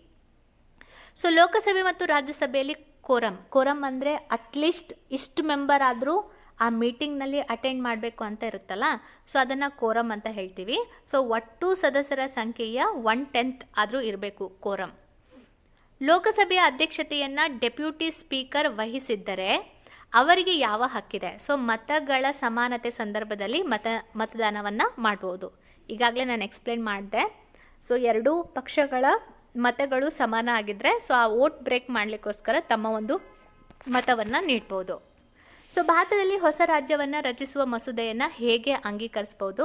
ಸೊ ಸರಳ ಬಹುಮತದಿಂದ, ಸಂಸತ್ತಿನಲ್ಲಿ ಸರಳ ಬಹುಮತದಿಂದ. ಹೇಬಿಯಸ್ ಕಾರ್ಪಸ್ ರಿಟ್ ಹೊರಡಿಸುವ ಹಕ್ಕು ಯಾರಿಗೆ ಇದೆ ಅಂದರೆ ಎರಡೂ ಇದೆ. ಅದು ಎರಡಕ್ಕೂ ಇದೆ, ಅಂದರೆ ಸುಪ್ರೀಂ ಕೋರ್ಟ್ಗೂ ಇದೆ, ಹೈಕೋರ್ಟ್ಗೂ ಇದೆ. ಭಾರತದ ಸರ್ವೋಚ್ಚ ನ್ಯಾಯಾಲಯವು ಸಂವಿಧಾನದ ಮೂಲ ರಚನೆ ತತ್ವವನ್ನು ಯಾವ ಪ್ರಕರಣದಲ್ಲಿ ಸ್ಪಷ್ಟಪಡಿಸಲಾಗಿದೆ? ಸೊ 1973 ಕೇಶವಾನಂದ ಭಾರತಿ ಪ್ರಕರಣ. ಭಾರತದಲ್ಲಿ ನ್ಯಾಯಾಂಗ ವಿಮರ್ಶೆಯ ಅಧಿಕಾರವನ್ನು ಪ್ರಕರಣದಲ್ಲಿ ಯಾರಿಂದ ಚಲಾಯಿಸಲಾಗುತ್ತೆ? ಸುಪ್ರೀಂ ಕೋರ್ಟ್ನಿಂದ ಮಾತ್ರ. ಸೊ ಆ ಸದನದ ಸದಸ್ಯರಾಗದೆ ಸದನದ ಅಧ್ಯಕ್ಷತೆಯನ್ನು ಯಾರು ವಹಿಸ್ತಾರೆ ಅಂದರೆ ಭಾರತದ ಉಪರಾಷ್ಟ್ರಪತಿ. ಸೊ ರಾಜ್ಯಸಭೆಯ ಸದಸ್ಯರು ಆಗದೇ ಇದ್ರೂ ಕೂಡ ಆ ಸದನದ ಅಧ್ಯಕ್ಷತೆಯನ್ನು ವಹಿಸುವ ಅಧಿಕಾರ ಉಪರಾಷ್ಟ್ರಪತಿಗೆ ಇದೆ. ಭಾರತೀಯ ಸಂವಿಧಾನದ ಪ್ರಕಾರ ದೇಶದ ಪ್ರಥಮ ಪ್ರಜೆ ಯಾರು? ರಾಷ್ಟ್ರಪತಿ. ಭಾರತೀಯ ಸಶಸ್ತ್ರ ಪಡೆಗಳ ಸರ್ವೋಚ್ಚ ಕಮಾಂಡರ್ ರಾಷ್ಟ್ರಪತಿ. ಭಾರತೀಯ ಸಂಸತ್ತು ಡ್ಯಾಶ್ ಒಳಗೊಂಡಿದೆ. ಸೊ ಇದು ಪ್ರಮುಖವಾಗಿ ಲೋಕಸಭೆ, ರಾಜ್ಯಸಭೆ ಮತ್ತು ರಾಷ್ಟ್ರಪತಿಗಳನ್ನು ಒಳಗೊಂಡಿದೆ. ರಾಜನೀತಿ ನಿರ್ದೇಶನ ತತ್ವಗಳನ್ನು ಸಂವಿಧಾನದಲ್ಲಿ ಸೇರಿಸುವುದರ ಹಿಂದಿನ ಉದ್ದೇಶ ಅಂದರೆ ಸಾಮಾಜಿಕ ಆರ್ಥಿಕ ಪ್ರಜಾಪ್ರಭುತ್ವವನ್ನು ಸ್ಥಾಪನೆ ಮಾಡಲಿಕ್ಕೆ. ಭಾರತೀಯ ಸಂವಿಧಾನದ ಯಾವ ವಿಧಿಯಲ್ಲಿ ರಾಜನೀತಿ ನಿರ್ದೇಶನ ತತ್ವಗಳನ್ನು ಉಲ್ಲೇಖಿಸಲಾಗಿದೆ ಅಂದರೆ ಆರ್ಟಿಕಲ್ 36 51ವರೆಗೆ. ಹಣಕಾಸು ಸಚಿವರು ವಾರ್ಷಿಕ ಬಜೆಟನ್ನು ಯಾವ ಸದನದಲ್ಲಿ ಮಂಡಿಸ್ತಾರೆ? ಲೋಕಸಭೆಯಲ್ಲಿ. ರಾಜ್ಯಸಭೆಯ ಎಷ್ಟು ಸದಸ್ಯರು ಪ್ರತಿ 2 ವರ್ಷಗಳಿಗೊಮ್ಮೆ ನಿವೃತ್ತರಾಗ್ತಾರೆ ಅಂದರೆ 1/3 ಸದಸ್ಯರು ಪ್ರತಿ 2 ವರ್ಷಗಳಿಗೊಮ್ಮೆ ನಿವೃತ್ತರಾಗ್ತಾರೆ. ಸಂವಿಧಾನದ ಯಾವ ಭಾಗದಲ್ಲಿ ತಿದ್ದುಪಡಿ ಪ್ರಕ್ರಿಯೆಯನ್ನು ಉಲ್ಲೇಖಿಸಲಾಗಿದೆ? ಭಾಗ 20. ಯಾರ ಶಿಫಾರಸಿನ ಮೇರೆಗೆ ಭಾರತದ ರಾಷ್ಟ್ರಪತಿಗಳು ಲೋಕಸಭೆಯನ್ನು ವಿಸರ್ಜಿಸಬಹುದು ಅಂದರೆ ಪ್ರಧಾನಮಂತ್ರಿಯ ಸಲಹೆಯ ಮೇರೆಗೆ. ಓಕೆ. 88ನೇ ಸಂವಿಧಾನ 2003 ಮೂಲಕ ಭಾರತೀಯ ಸಂವಿಧಾನದಲ್ಲಿ ಏನನ್ನು ಅಳವಡಿಸಲಾಯಿತು ಅಂದರೆ ವಿಧಿ 268A ಸೇವಾ ತೆರಿಗೆಯನ್ನು ಸೇರಿಸಲಾಯಿತು. ಸೊ ಭಾರತೀಯ ಸಂವಿಧಾನದ ಅಡಿಯಲ್ಲಿ 11ನೇ ಶೆಡ್ಯೂಲ್ನಲ್ಲಿ ಏನನ್ನು ಸೇರಿಸಲಾಗಿದೆ ಅಂದರೆ ಪಂಚಾಯತ್ಗಳ ಅಧಿಕಾರ ಮತ್ತು ಜವಾಬ್ದಾರಿಗಳನ್ನು ಸೇರಿಸಲಾಯಿತು. ಸಂವಿಧಾನದ 20ನೇ ವಿಧಿಯ ವ್ಯಾಪ್ತಿಗೆ ಯಾವ ಒಂದು ಹಕ್ಕು ಬರುತ್ತೆ ಅಂದರೆ ಜೀವನ ಮತ್ತು ವೈಯಕ್ತಿಕ ಸ್ವಾತಂತ್ರ್ಯದ ರಕ್ಷಣೆ. ಎಲ್ಲ ಅಲ್ಪಸಂಖ್ಯಾತರು ತಮ್ಮ ಆಯ್ಕೆಯ ಶಿಕ್ಷಣ ಸಂಸ್ಥೆಯನ್ನು ಸ್ಥಾಪಿಸುವ ಮತ್ತು ನಿರ್ವಹಿಸುವ ಹಕ್ಕನ್ನು ಹೊಂದಿರುತ್ತಾರೆ ಅಂತ ಯಾವ ಒಂದು ವಿಧಿ ಮಾಹಿತಿ ನೀಡುತ್ತೆ ಅಂದರೆ ಆರ್ಟಿಕಲ್ 30. ಕೊಹಿಲೋ ಪ್ರಕರಣವು ಭಾರತದ ಸಂವಿಧಾನದ ಯಾವ ಅನುಸೂಚಿಗೆ ಸಂಬಂಧಪಟ್ಟಿದೆ? ಇದು 9ನೇ ಶೆಡ್ಯೂಲ್ಗೆ ಸಂಬಂಧಪಟ್ಟಿದೆ. ಭಾರತದ ಸಂವಿಧಾನದ 70ನೇ ತಿದ್ದುಪಡಿ ಮೂಲಕ ಭಾರತದ ರಾಷ್ಟ್ರಪತಿ ಚುನಾವಣೆಯಲ್ಲಿ ಭಾಗವಹಿಸುವ ಹಕ್ಕನ್ನು ನೀಡಿದ 2 ಕೇಂದ್ರಾಡಳಿತ ಪ್ರದೇಶಗಳು ಅಂದರೆ ದೆಹಲಿ ಮತ್ತು ಪುದುಚೇರಿ. ಸೊ ಈ ಒಂದು ಕೇಂದ್ರಾಡಳಿತ ಪ್ರದೇಶದ ಸದಸ್ಯರು ಕೂಡ ರಾಷ್ಟ್ರಪತಿಗಳ ಚುನಾವಣೆಯ ಸಂದರ್ಭದಲ್ಲಿ ತಮ್ಮ ಮತವನ್ನು ಕೊಡ್ಬೋದು. ಸೊ ಎಲ್ಲ ಕೇಂದ್ರಾಡಳಿತ ಪ್ರದೇಶಗಳಿಗೆ ಈ ಒಂದು ಅಧಿಕಾರ ಇಲ್ಲ. ದೆಹಲಿ, ಪುದುಚೇರಿ ಮತ್ತು ಇತ್ತೀಚೆಗೆ ಜಮ್ಮು ಮತ್ತು ಕಾಶ್ಮೀರ. ಲೋಕಸಭೆಯಲ್ಲಿ ಪ್ರತಿ ರಾಜ್ಯಕ್ಕೆ ಸ್ಥಾನಗಳ ಹಂಚಿಕೆಯು ಯಾವ ವರ್ಷದ ಜನಗಣತಿಯನ್ನು ಆಧರಿಸಿದೆ ಅಂದರೆ 1971 ಜನಗಣತಿಯ ಜನಸಂಖ್ಯೆಯ ಆಧಾರ. ಭಾರತೀಯ ಸಂಸತ್ತು ಭಾರತೀಯ ಪೌರತ್ವ ಕಾಯ್ದೆಯನ್ನು ಯಾವ ವರ್ಷದಲ್ಲಿ ಜಾರಿಗೊಳಿಸಿತು? 1955. ಸೊ ಕೇಂದ್ರ ಆಡಳಿತ ನ್ಯಾಯಮಂಡಳಿಯನ್ನು ಯಾವಾಗ ಸ್ಥಾಪನೆ ಮಾಡಲಾಯಿತು? ಅಕ್ಟೋಬರ್ 2, 1985. ರಾಷ್ಟ್ರಪತಿ ಮತ್ತು ಉಪರಾಷ್ಟ್ರಪತಿ ಎರಡೂ ಹುದ್ದೆಗಳು ಒಂದೇ ಸಮಯದಲ್ಲಿ ಖಾಲಿಯಾದರೆ ರಾಷ್ಟ್ರಪತಿ ಕಾರ್ಯಗಳನ್ನು ಯಾರು ನಿರ್ವಹಿಸ್ತಾರೆ? ಭಾರತದ ಮುಖ್ಯ ನ್ಯಾಯಮೂರ್ತಿ. ಭಾಷಾವಾರು ರಾಜ್ಯಗಳ ಪರಿಕಲ್ಪನೆಯನ್ನು ಅನುಮೋದಿಸಿದವರು ಯಾರು ಅಂದರೆ ನೆಹರು ವರದಿ. Very important. ಸೊ ಅಲ್ಪಸಂಖ್ಯಾತರ ಕಲ್ಯಾಣಕ್ಕಾಗಿ ಯಾವ ಮಂಡಳಿಯನ್ನು ರಚಿಸಲಾಯಿತು? ಸೊ ರಾಷ್ಟ್ರೀಯ ಏಕತಾ ಮಂಡಳಿಯನ್ನು ರಚಿಸಲಾಯಿತು. ಪ್ರಧಾನಮಂತ್ರಿಯ ಸಲಹೆಯ ಮೇರೆಗೆ ಹೊಸ ಕೇಂದ್ರ ಸಚಿವಾಲಯಗಳು ಅಥವಾ ಇಲಾಖೆಗಳನ್ನು ಯಾರು ರಚನೆ ಮಾಡ್ತಾರೆ ಅಂದರೆ ರಾಷ್ಟ್ರಪತಿಗಳು. ಕೇಂದ್ರ ರಾಜ್ಯ ಹಣಕಾಸು ಸಂಬಂಧಗಳನ್ನು ನಿರ್ಧಾರ ಮಾಡುವ ಅಧಿಕಾರ ಹಣಕಾಸು ಆಯೋಗಕ್ಕೆ. ಸೊ ಪ್ರತಿ 5 ವರ್ಷಕ್ಕೊಮ್ಮೆ ರಚನೆ ಮಾಡಲಾಗುತ್ತೆ. ಒಂದೇ ವ್ಯಕ್ತಿಯನ್ನು 2 ಅಥವಾ ಹೆಚ್ಚಿನ ರಾಜ್ಯಗಳ ರಾಜ್ಯಪಾಲರನ್ನಾಗಿ ನೇಮಿಸಿದಾಗ ಆ ಗವರ್ನರ್ಗೆ ಪಾವತಿಸಬೇಕಾದ ವೇತನಗಳು ಮತ್ತು ಭತ್ಯೆಗಳನ್ನು ಹೇಗೆ ನಿರ್ಧಾರ ಮಾಡಲಾಗುತ್ತೆ? ಸೊ ಇಲ್ಲೇನಾಗುತ್ತೆ, 2 ರಾಜ್ಯಗಳು ಆ ರಾಜ್ಯಪಾಲರಿಗೆ ನೀಡುವಂತಹ ವೇತನವನ್ನು ಎರಡೂ ಕೂಡ ಡಿವೈಡ್ ಮಾಡ್ಕೊಳ್ಳುತ್ತೆ. ಸೊ ಡಿವೈಡ್ ಮಾಡಿ ಏನು ರಾಜ್ಯಪಾಲರಿಗೆ ಆ ಒಂದು ವೇತನವನ್ನು ನೀಡಲಾಗತ್ತೆ. ಸೊ ರಾಷ್ಟ್ರಪತಿಗಳ ಒಂದು ಅನುಮತಿ ಮೇರೆಗೆ ಅಥವಾ ಆದೇಶದ ಮೇರೆಗೆ. ಯಾವ ವಿಧಿಯು ಸುಗ್ರೀವಾಜ್ಞೆಗಳನ್ನು ಹೊರಡಿಸುವ ಅಧಿಕಾರವನ್ನು ರಾಜ್ಯಪಾಲರಿಗೆ ನೀಡುತ್ತೆ? ಸೊ ನೋಡಿ, 1, 2, 3 ರಾಷ್ಟ್ರಪತಿಗಳಿಗೆ ನೀಡುತ್ತೆ, 2, 1, 3 ರಾಜ್ಯಪಾಲರಿಗೆ ಸುಗ್ರೀವಾಜ್ಞೆಯನ್ನು ನೀಡುವ ಅಧಿಕಾರ ಕೊಡುತ್ತೆ. ಯೂನಿಯನ್ ಕೌನ್ಸಿಲ್ ಆಫ್ ಮಿನಿಸ್ಟರ್ ಯಾವ ಮನೆಗೆ ಸಾಮೂಹಿಕ ಜವಾಬ್ದಾರಿಯನ್ನು ಹೊಂದಿರ್ತಾರೆ ಅಂದರೆ ಇದು ಲೋಕಸಭೆಗೆ. ಭಾರತದಲ್ಲಿ ರಾಷ್ಟ್ರೀಯ ಅಭಿವೃದ್ಧಿ ಮಂಡಳಿಯನ್ನು ಯಾವಾಗ ರಚನೆ ಮಾಡಲಾಯಿತು? ಆಗಸ್ಟ್ 6, 1952. ಯಾವ ವಿಧಿಯ ಪ್ರಕಾರ ಭಾರತೀಯ ಸಂವಿಧಾನವು ಅಂತಾರಾಜ್ಯ ಮಂಡಳಿಯ ಬಗ್ಗೆ ನಿಬಂಧನೆಗಳನ್ನು ಮಾಡಿತು? ಆರ್ಟಿಕಲ್ 263. ಸೊ ರಾಜ್ಯ ಹಣಕಾಸು ಆಯೋಗ ಏನು ಅಂದರೆ ಸಂವಿಧಾನಿಕ ಸಂಸ್ಥೆ. ಸೊ ನೋಡಿ, ಸಂವಿಧಾನಿಕ ಮತ್ತು ಅಸಂವಿಧಾನಿಕ ಸಂಸ್ಥೆಗಳು ಪಕ್ಕಾ ನೋಡ್ಕೊಳ್ಳಿ, ಕ್ವಶನ್ಗಳು ಬರ್ತಾ ಇರುತ್ತೆ. ಸೊ ಯಾವ ಒಂದು ಸಂಸ್ಥೆಗಳು ನಮ್ಮ ಸಂವಿಧಾನದಲ್ಲಿ ನಿರ್ದಿಷ್ಟ ಆರ್ಟಿಕಲನ್ನು ಹೊಂದಿರುತ್ತಲ್ಲ, ಸೊ ಅವುಗಳನ್ನು ನಾವು ಏನಂತ ಹೇಳ್ತೀವಿ? ಸಂವಿಧಾನಿಕ ಸಂಸ್ಥೆಗಳು. ಸೊ ಸಂವಿಧಾನದ ಹೆಚ್ಚುವರಿ ಕಾರ್ಯಗಳನ್ನು ಮಾಡಲಿಕ್ಕೆ ಪ್ರಾರಂಭಿಸಲಾದಂತಹ ಸಂಸ್ಥೆಗಳನ್ನು ಅಸಂವಿಧಾನಿಕ ಸಂಸ್ಥೆಗಳು ಅಂತ ಹೇಳ್ತೀವಿ. ಸೊ ಅವುಗಳು ಸಂವಿಧಾನದಲ್ಲಿ ಯಾವುದೇ ಒಂದು ಪರ್ಟಿಕ್ಯುಲರ್ ಆರ್ಟಿಕಲನ್ನು ಹೊಂದಿರೋದ್ರಲ್ಲ. ಸೊ ರಾಜ್ಯ ಹಣಕಾಸು ಆಗಿರ್ಬೋದು, ಆಮೇಲೆ ಚುನಾವಣಾ ಆಯೋಗ ಆಗಿರ್ಬೋದು. ಸೊ ಇವೆಲ್ಲ ಪರ್ಟಿಕ್ಯುಲರ್ ಆರ್ಟಿಕಲನ್ನು ಹೊಂದಿರೋದ್ರಿಂದ ಸಂವಿಧಾನಿಕ ಸಂಸ್ಥೆಗಳು ಆಗಿದೆ. 14ನೇ ಹಣಕಾಸು ಆಯೋಗದ ಅಧ್ಯಕ್ಷರು ಯಾರು ಅಂದರೆ YV ರೆಡ್ಡಿ. ಲೋಕಸಭೆಯ ಗರಿಷ್ಠ ಸಂಖ್ಯೆಯ ಸದಸ್ಯರ ಗರಿಷ್ಠ ಸಂಖ್ಯೆ ಎಷ್ಟು ಅಂದರೆ 552. ಲೋಕಸಭೆಯಲ್ಲಿ ಮಂತ್ರಿಮಂಡಲದ ವಿರುದ್ಧ ಅವಿಶ್ವಾಸ ನಿರ್ಣಯವನ್ನು ತರಲು ಕನಿಷ್ಠ ಎಷ್ಟು ಸದಸ್ಯರು ಸಂಖ್ಯೆ ಇರಬೇಕು ಅಂದರೆ 50. ಯಾವುದೇ ಹಣಕಾಸು ಮಸೂದೆಯನ್ನು ಎಲ್ಲಿ ಪ್ರಸ್ತಾಪಿಸಬಹುದು? ಲೋಕಸಭೆಯಲ್ಲಿ ಮಾತ್ರ. ಹಿಂದುಳಿದ ವರ್ಗಗಳ ರಾಷ್ಟ್ರೀಯ ಆಯೋಗವನ್ನು ಯಾವ ವರ್ಷದಲ್ಲಿ ಸ್ಥಾಪಿಸಲಾಯಿತು? 1993. ಯಾವ ಪ್ರಧಾನ ಮಂತ್ರಿಯ ಆಳ್ವಿಕೆಯಲ್ಲಿ ಗರಿಷ್ಠ ಬಾರಿ ರಾಷ್ಟ್ರಪತಿ ಆಳ್ವಿಕೆಯನ್ನು ಘೋಷಿಸಲಾಯಿತು? ಇಂದಿರಾ ಗಾಂಧಿ ಸರ್ಕಾರ ಇದ್ದಂಥ ಸಂದರ್ಭದಲ್ಲಿ. ಲೋಕಸಭೆಯಲ್ಲಿ ಪರಿಶಿಷ್ಟ ಜಾತಿಗಳಿಗೆ ಎಷ್ಟು ಸ್ಥಾನಗಳನ್ನು ಮೀಸಲಿಡಲಾಗಿದೆ? 84 ಸ್ಥಾನಗಳು. ಭಾರತೀಯ ಸಂಸತ್ತಿನ ಮೇಲ್ಮನೆಯನ್ನು ಯಾವ ಹೆಸರಿನಿಂದ ಕರೆಯಲಾಗುತ್ತೆ? ರಾಜ್ಯಸಭೆ.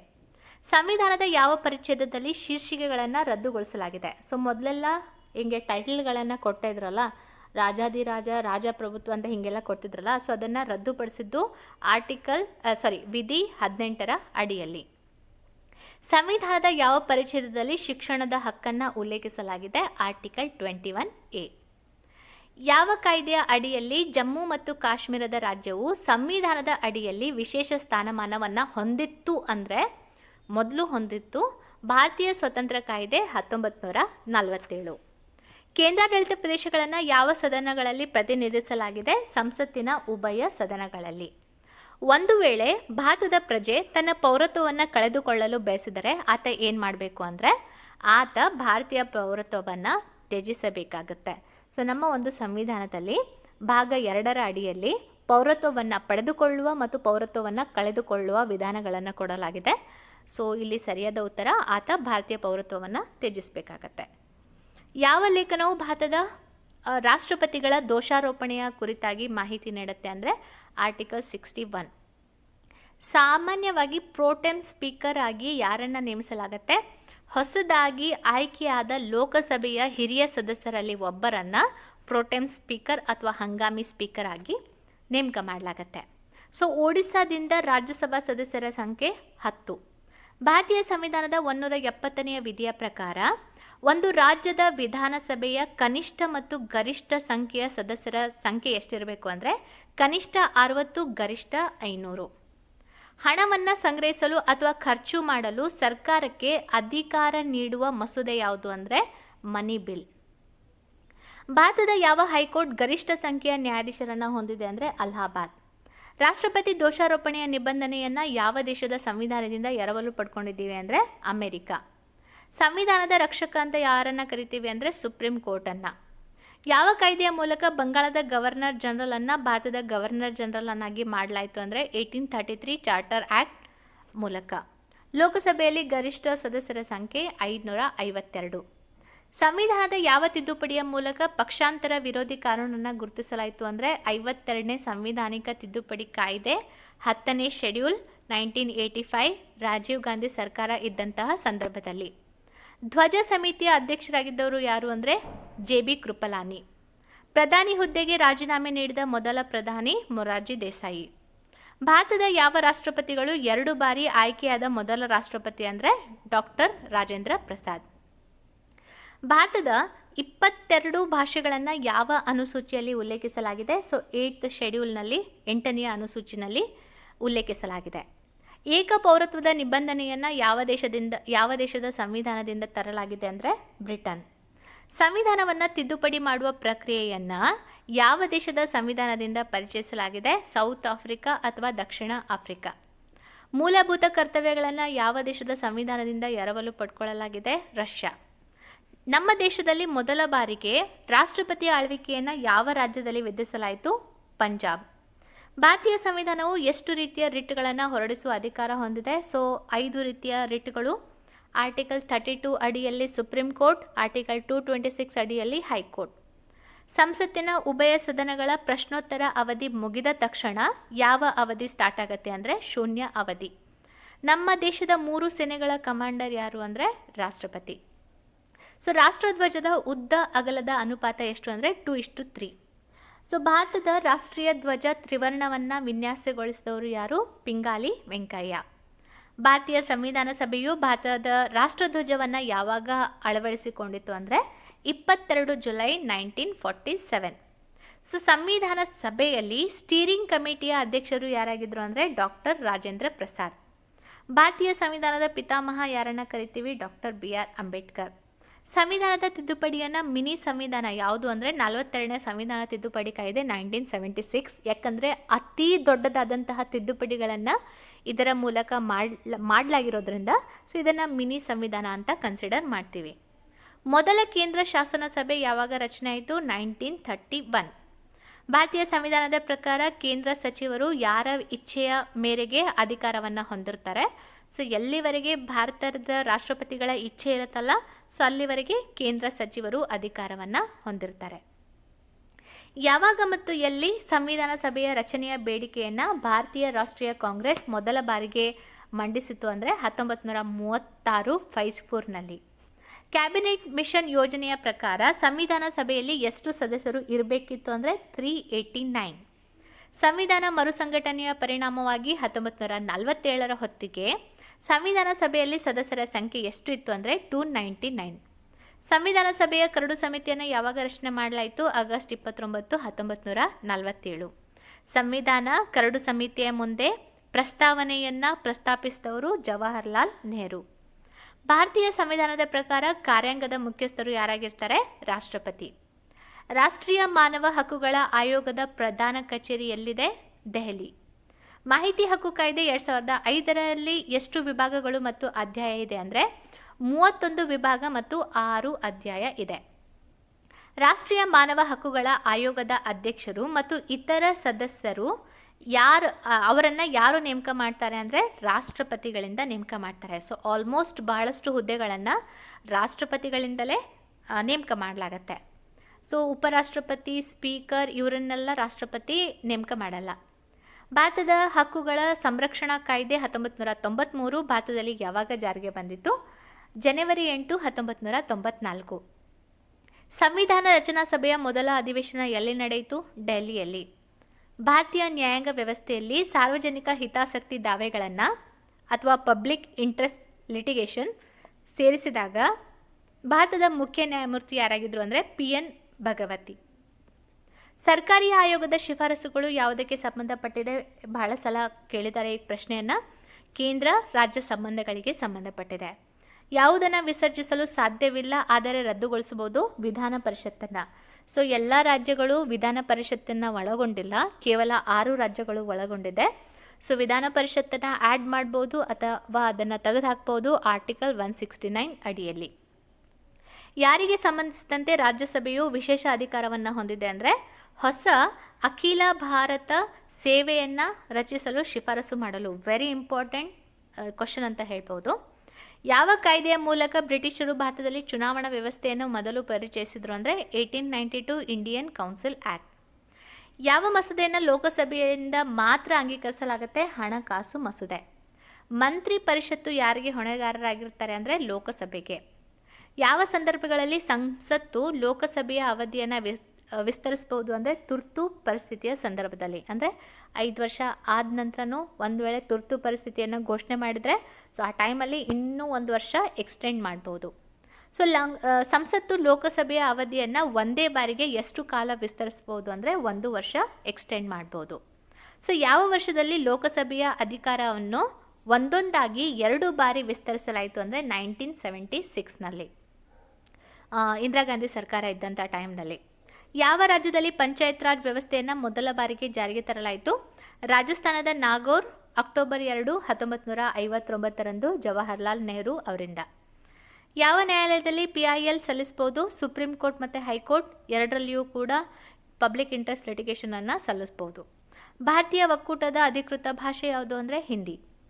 ರಾಜ್ಯ ನೀತಿ ನಿರ್ದೇಶನ ತತ್ವಗಳ ಯಾವ ವಿಧಿ ಅಂತಾರಾಷ್ಟ್ರೀಯ ಶಾಂತಿ ಮತ್ತು ಭದ್ರತೆಯೊಂದಿಗೆ ವ್ಯವಹರಿಸುತ್ತೆ ಅಂದರೆ ಆರ್ಟಿಕಲ್ 51. ಸಂವಿಧಾನದ ಯಾವ ನಿಬಂಧನೆಯು ಕಲ್ಯಾಣ ರಾಜ್ಯದ ಪರಿಕಲ್ಪನೆಯನ್ನು ನೀಡುತ್ತೆ? ರಾಜ್ಯ ನೀತಿ ನಿರ್ದೇಶನ ತತ್ವಗಳು ಭಾಗ 4. ಹೈಕೋರ್ಟ್ನ ಅಧಿಕಾರ ವ್ಯಾಪ್ತಿಯನ್ನು ಹೆಚ್ಚಿಸುವ ಅಥವಾ ಕಡಿಮೆ ಮಾಡುವ ಹಕ್ಕು ಸಂಸತ್ತಿಗೆ ಇದೆ.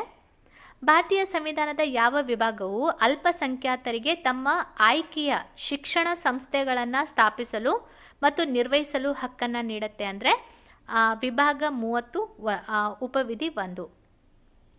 ಸಂವಿಧಾನದ ಯಾವ ವಿಧಿಯ ಅಡಿಯಲ್ಲಿ ಹಿಂದುಳಿದ ವರ್ಗಗಳ ಆಯೋಗ, ಸೊ ಇದನ್ನು ಶಿಫಾರಸು ಮಾಡಿದ್ದು ಮಂಡಲ್ ಆಯೋಗ, ಇದನ್ನು ನೇಮಕ ಮಾಡಲಾಯಿತು ಅಂದರೆ ಆರ್ಟಿಕಲ್ 340.